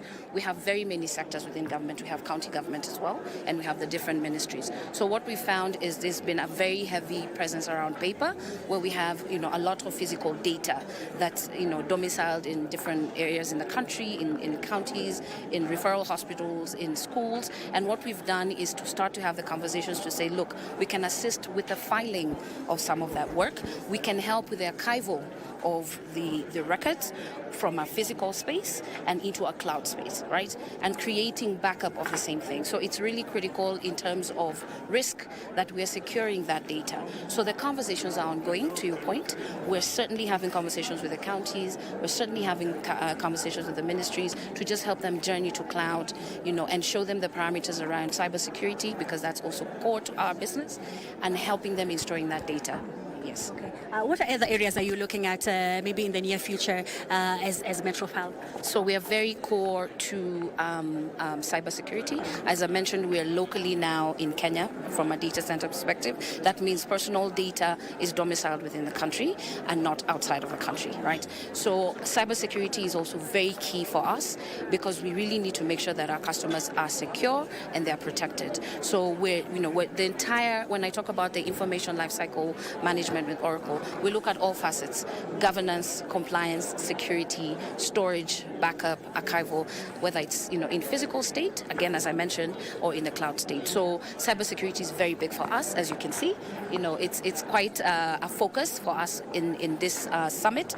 Just to help the government understand how we're going to transition. As well as data protection, I'm so sure. 100%. Okay, thank you so much. Thank you so much. Okay, great. All right. That has been the CEO of Metrofile talking to us about going from paper to paperless, or from paper to cloud, and also the plans they have for the country in terms of digitizing services, as well as ensuring that they participate also in cybersecurity as well as data protection. Now I'm joined, before I take you back to studio, I'm joined by the ICT Authority CEO, Stanley Kamangoya. They are the organizers of this event, and they will tell us about this event. And of course, earlier on had mentioned the delegates that are here, and he'll be here. It's all about growing beyond connectivity. Sir, thank you for joining us right here at KBC.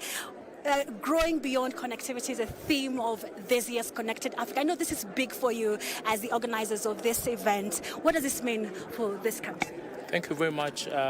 This is a great opportunity for us as Kenya, first of all, to showcase the talents and innovations across the digital space. We have already made very good progress in a number of areas, including laying out digital infrastructure, the area of innovations in fintech, and so on. And we have also attracted very big multinational organizations, and therefore we believe that Kenya is positioned properly as a leader in digital transformation. And we want then to use this forum of the Connected Africa Summit 2024 to bring on board our colleagues from the continent to share with us the challenges, lessons, and successes, so that together we can build a digital future for Africa. Okay, maybe you can take us through the current continental connectivity status and interventions that as the government you've been doing. Yeah, thank you very much. At a continental level, we do have about 37 countries that are along the seashores. And those countries, out of all those countries, only 2 are not connected to the internet through undersea cables. So one of the objectives is to try and see how the existing fiber optic infrastructure through the undersea cables can be utilized to serve all the other countries. We do have some of the countries in Africa that are still very low in terms of internet penetration, while the others are still very high on the other end. So we want to try as much as possible as a continent to try and close this digital divide. Yes. I'd like to hear from you in terms of increasing investment in the digital economy. I know this is an area of focus that we are in as a country, and to also further drive the economic growth. Help us know how you're bridging that digital divide between the rural and the urban. As we indicated, if you look at the demographic, we have a very youthful population. And from that, when you look at the data around connectivity between the countries, when you go towards the north of the continent, you find there are countries who have 90% plus internet penetration rates. On the other end, you know, we have countries like some of our young countries in East Africa, South Sudan, and Burundi, who are just about 10%. We also have a number of countries that are not facing or are not on the seashore, and therefore they rely on other countries for them to connect the countries.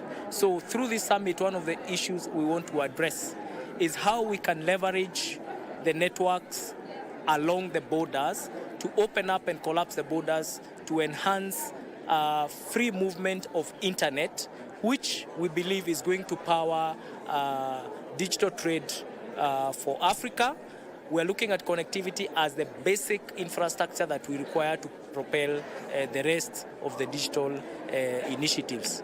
Once this is done, we are going to see a huge investment drive towards Africa. The moment you open up the continent from a connectivity perspective, we expect a huge to attract huge investments into the continent. For example, on the area of data centers, most of the global organizations are looking for other locations other than the developed nations where they can host their data centers. But the critical requirement is reliable internet connectivity. So we believe that once we sort out the digital divide and increase connectivity, we should be able to attract a lot of investments around that area. The second thing is that once we have the connectivity, we will then need devices for people to be able to access services. So again, we are looking at attracting investments in the area of manufacturing of semiconductors and chips.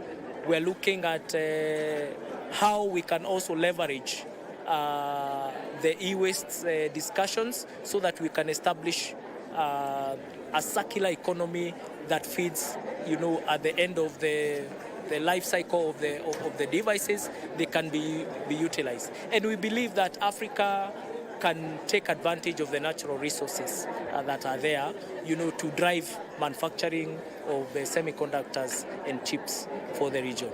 The other big area of investment, of course, is around digital platforms for Africa. Once you collapse the borders and we open up, we will then see a lot of traction in terms of digital platforms that can facilitate trade within the continent. Okay, as we come to a close, I'd like to hear from you about the digital master plan. How far are we in implementing that? Yes, so we did launch our digital master plan in the year 2023. It covers a period of 10 years from 2022 to 2032. We have identified a number of critical pillars in the digital master plan, which we are pursuing their implementation. The first and foundational pillar is the theme of this summit, which is digital infrastructure and connectivity. To that end, we have already, from our targeted 100,000 kilometers, we have already done slightly above 14,000 kilometers in the last 1.5 years. We have also expanded coverage of public Wi-Fi's in our markets, and so far we have about 2,340 markets that are already connected to public Wi-Fi. We have now collaborated with the Kenya Power company to leverage their electricity grid infrastructure to fast-track the implementation of connectivity, and we are saying we're going to connect fiber to the meter. So every homestead that have a Kenya Power meter will also be fiber connected. And then we are going to allow the private sector, to drive the management of homesteads and businesses and provide internet capacity. Then we do have the other critical pillar of digital services. You have heard His Excellency talking about the journey we have walked in digitizing government services. As we speak, about over 16,000 services are actually available online, and we have also worked around some of the other critical issues around managing sensitive data and the issues of data privacy, even as we digitize. The other fundamental pillar is that of digital skilling. Again, we have a very aggressive program we are calling Citizen Digital Skills, because we believe we need to empower the citizens to be able to make effective but also safe use of the devices and the internet platforms that we are availing to them. So we are in a campaign of educating the public, from foundational skills of how to use devices and the internet, all the way to those who want to venture into ICT as a profession. And then most critically is the last pillar, where we are addressing issues of e-commerce, digital jobs and opportunities. And we have so far been able to train about 330,000 Kenyan youth on online jobs. And we are happy to note that about 50% of that has actually translated to online jobs in one way or another. It's a key area of focus that for us we believe will help us to provide jobs to our young people, mostly who are not in formal employment. Yeah. Thank you, sir. Thank you. Well, that has been the CEO of ICT Authority, Stanley Kamanguya, talking to us about the digital master plan and the 5 pillars that they are focusing on, talking about the digitalization of government services. Remember, the president has said over 16,000 government services have been digitized, and also talking a little bit about digital jobs and training of youth, saying over 330,000 have already been trained through that program. Now I'll take you back to the plenary where the session is ongoing, and we'll go right there. What happens here?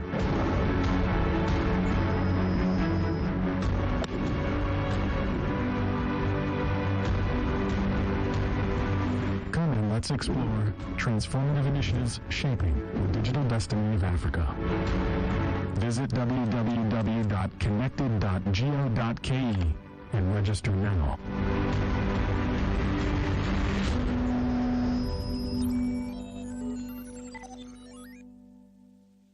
Ni Irene, nafanya kwa stage, nafanya scout cha Timboro Eldoret, through IU. Tangu waweke wifi kwa stage inatusaidia sana. Hasa wakati customer anakupigia simu, unaingia tu online, unaongea na yeye kwa WhatsApp. Unatumanishia space yenye imebaki kwa gari, unatumanishia fare, una connect na yeye. Alafu tena hii wifi imetusaidia sana. Kwanza watu kama sisi tuko tunajua mambo ya TikTok. Nowadays tuko TikTok 24/7. Tunapata vitu vizuri huko ndani, lakini tunaenjoy sana. By the way, tunaambia sisi tunashukuru watu wa ICT, bado waongeze tu wakati tunatumia wifi ikuwe ni inashika vizuri.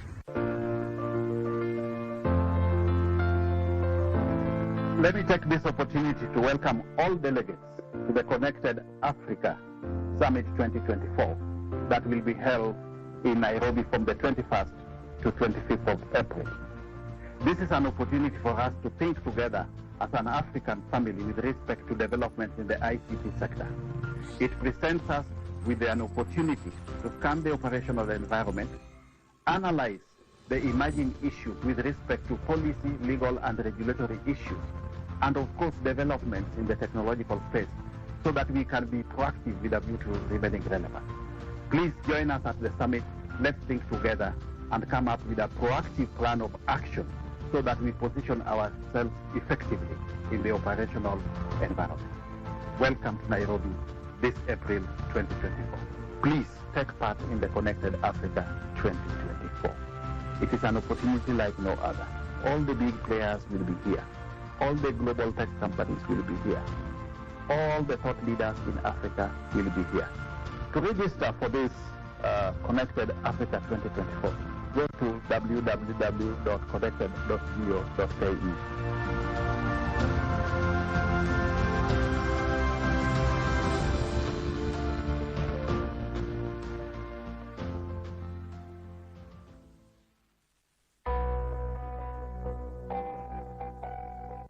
Kenya is recognized to be a pace-setter in the region and in the digital space.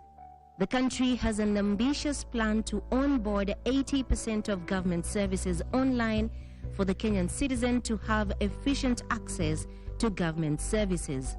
To ensure the safety of our citizens online, the ICT Authority is working toward ensuring online security as well as guaranteed trust while transacting online.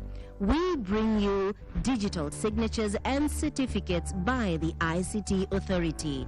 A digital signature can be equated to an electronic stamp that is used to prove that a digital document, a message or transaction is real, authentic, and hasn't been tampered with, and assures the recipient that the same originates from the intended sender of the information.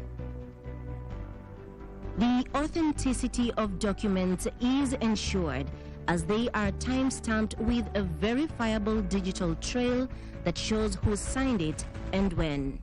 This guarantees that documents or transactions haven't been tampered with by the use of encryption keys to create a unique code that is very difficult to fake or replicate, making processes more efficient as documents can be signed electronically, saving time and costs.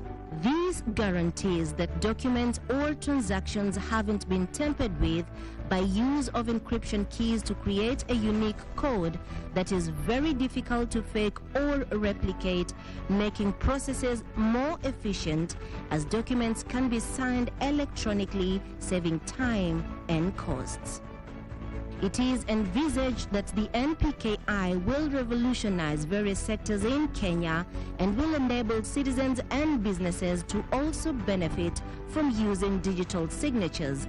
With a digital economy comes the need to secure your transactions, and that is why ICT Authority presents to you NPKI.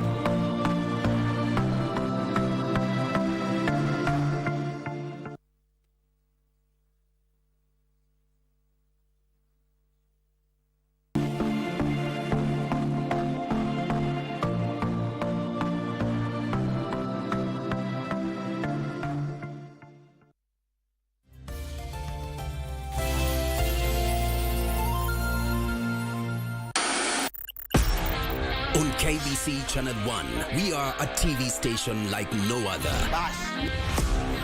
Get a taste of the best in entertainment. Yes, indeed. Feel the passion. Will you promise me? I swear that you will never lose me. I can't get married to you. I'm sure you knew about it. That's why you're making fun of me. Experience the drama. Get out. Who's the man in this one? And the laughter. Hii wigi umevatishwa. Hii sio wakati tulikuwa tunaapishwa tunapewa mheshimiwa.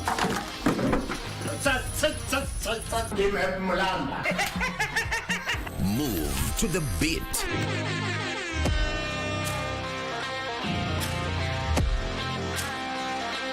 We are live from Broadcasting House. And get informed on the latest happenings. KBC Channel 1. Wow. Yeah! We are the full package. Oh, yes. And Kenya's watching. Thank you very much for joining us.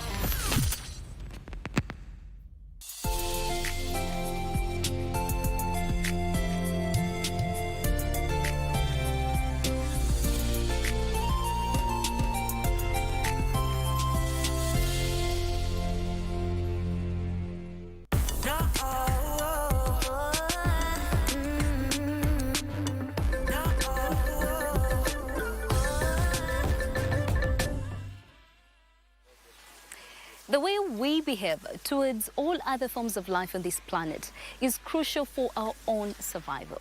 Welcome to Eco Africa and our special edition, Every Species Counts.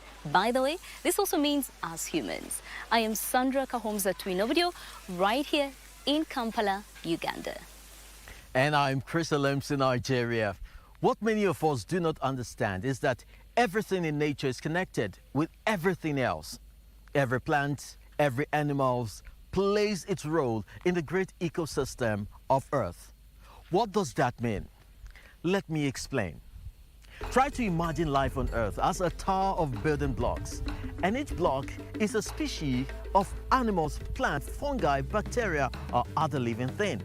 They depend on each other to keep the whole structure strong and stable. But human activities is causing the loss of many species as we use up more space and resources. As the building blocks are removed, the tower gets weaker and weaker. Putting the whole thing, our world as we know it, would collapse. Fortunately, it hasn't come to that yet, but we're already noticing changes around us when there are fewer insects because their host plants can no longer grow. Then the birds, lizards, and frogs that eat these insects also start disappearing. And when humans move close to areas that are the traditional habitat of other animals, there is potential for conflict, as our example from South Africa shows, with surprising results. This local resident isn't fazed by the traffic whizzing past, nor are all the other baboons here in the suburb of Cape Town. But cute as it is to see them roaming around, they're exposed to a lot of dangers here. After a number of baboons were killed or badly injured by cars, volunteers started a traffic calming project. I think that is the biggest win, is knowing that when you've managed to do a crossing and there's been no fatality or injury, is always a win. And even though it's very incremental, there has been progressiveness in terms of coexistence in Simonstown. The baboons can be rather mischievous, regularly damaging property in their search for food. That's why some have called for the animals to be removed or euthanized. The Simonstown resident has found that a drill, some industrial strength webbing, and sturdy clips provides a kinder solution. We stumbled across a video on YouTube of what they do in Canada, and it was basically that. And we thought, well, if it can work for the bears in Canada, it sure as hell can work for the baboons in Simonstown. The method has proved successful, as the CCTV footage shows. Several restaurants in Simonstown have chosen a prevention strategy closer to the source of the problem. Organic waste is no longer mixed with other trash. Now it's collected in special bins that are set in a secure place for later pickup. There's not much food in there anymore for them, which means that they hit it a lot less, and they've decided obviously to go elsewhere to go look for food. So the baboons have visited town a lot less regularly in terms of looking for food in my dustbins and a lot of the other restaurants' dustbins too. Studies have shown that baboons are considered one of the most difficult animals for humans to coexist with. Baboon-human conflict is an issue in several countries in Africa, including Zimbabwe, Botswana, and Ethiopia. The conflict not only causes stress, it also carries health risk. Baboons coming into the urban area and getting into people's houses as well as their bins, there is potential for transmission of disease across the two species. However, in the tests that have been done in the peninsular baboons, they've shown human pathogens. They've certainly shown cytomegalovirus and hepatitis A. And then secondly, they've found a trichurus, a whipworm actually, in the baboons. So this would indicate that baboons are more at risk of getting disease from us than we are, then they are likely to give us any disease. The Waste Separation Initiative in Simonstown not only helps reduce interactions between baboons and humans, it serves another purpose too. Every day, a group of volunteers collect the food waste and takes it out of town to a farm where it's used as pig feed. This steady supply of kitchen scraps enables township residents to bolster their income. By collecting the food and having them join us on these trips, it's allowed us to be able to build similar relationships with them, as well as giving them the opportunity to take care of themselves by collecting the food and then feeding it to their pigs, selling their pigs, and then be able to have cash in their pocket to be able to buy whatever they need in their house. Humans and baboons have coexisted in South Africa for centuries, but threats to the animals' habitat have led to increased conflict. Simple as they are, the efforts in Simonstown show that coexistence is still possible, and baboons don't need to be seen as enemies of humans, but as neighbors. A thought-provoking example of how humans can interact with other animals. How much more we still have to learn from other species can be seen when it comes to natural disasters such as volcanic eruptions and earthquake. Even with all our technology, we still can't predict when they will hit. But there are some animals who could really help us out on that point. We believe the Internet of Animals has the potential to become an early warning system in the future. Many animals have better senses than humans. Some species can smell better, others can hear better, and some can even sense danger before it shows its face. It's been documented that before natural disasters, herd animals become agitated or change their behavior. In Banda Aceh, for example, and many other parts of the world, it's said that animals ran away from big tsunamis or essentially warned of earthquakes. It's hard to confirm, but we're seeing more and more evidence that something like that's at play. In some cases, animals started behaving differently many hours prior to a natural disaster. Behavioral biologist Martin Wikelski and his team are exploring the so-called sixth sense. As part of the Icarus project, the scientists equip animals with transmitters. We're now able to observe animals around the clock, wherever they are. This means that for the first time, we can receive continuous information about them, which is then fed into the Internet of Animals. It works by giving them little electronic devices. We call them wearables for wildlife. The wearable sensors send information in real time via cell phone network or satellite and can even exchange it directly, effectively from animal to animal. The data is then analyzed using artificial intelligence. Take an ear tag on a rhinoceros. The beauty is that the ear tag doesn't just record data, like the speed or whereabouts of the animal, but it also interprets the data. That is, we have artificial intelligence in the ear tag that we trained beforehand. All of that allows the animals to effectively communicate with us. In recent times, however, the project has been under enormous strain. The signals for the Icarus project were transmitted in part via the International Space Station in collaboration with Russian partners. After Russia's invasion into Ukraine last year, the cooperation stopped. But there's something new in the pipeline. We'll launch a new satellite next year and then have a much better system which we control ourselves. In 10 years, I believe we won't just be consulting the weather forecast, but the animal forecast, a report from life on Earth itself. So, you see, by using the special abilities of animal species, humans can benefit in multiple ways. Many farmers are starting to recognize that animals have better solutions to their problems than human technology can offer. Our next report comes from the Mediterranean island of Cyprus, where pesticide use has caused great damage to the ecosystem. But now, a natural solution is taking flight.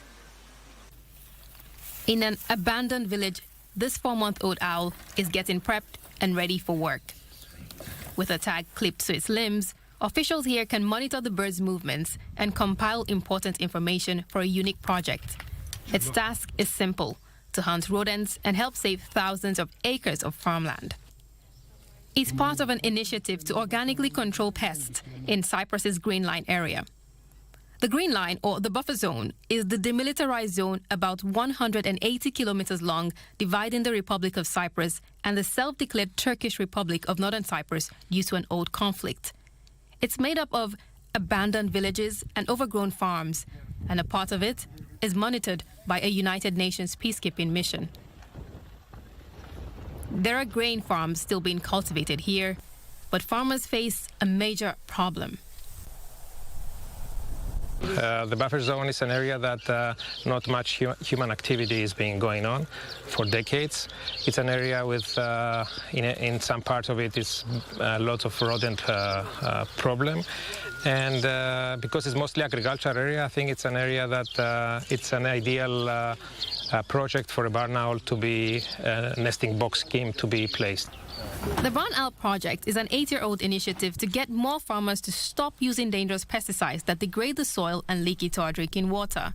The chemicals are common in Cyprus despite a ban.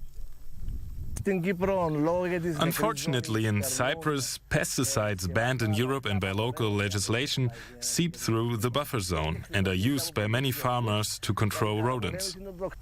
These products make their way up the food chain and reach humans. Now, the Cypriot government and BirdLife Cyprus, an NGO, wants farmers to use barn owls instead. The birds are powerful predators thanks to their excellent nighttime vision, precise hearing, and special wings that make no noise during flight. A family of barn owls can eat up to 1,000 mice a year, making them an efficient and free natural pest control method. Across Cyprus, the project has now deployed more than 1,000 barn owls. The hope is that this scheme will be a win for the environment, but also for the people and their farmlands. Like many in the village of Denea, farmer Christodoulos used to use rat poison on his fields, but he has now joined the Barn Owl project, which is organic and cost-free for him. The owls are a miracle. They completely overcame the problem of rodents. Today, when we plow our fields and wander the streets and squares of our village, it's almost impossible to find rodents and rats.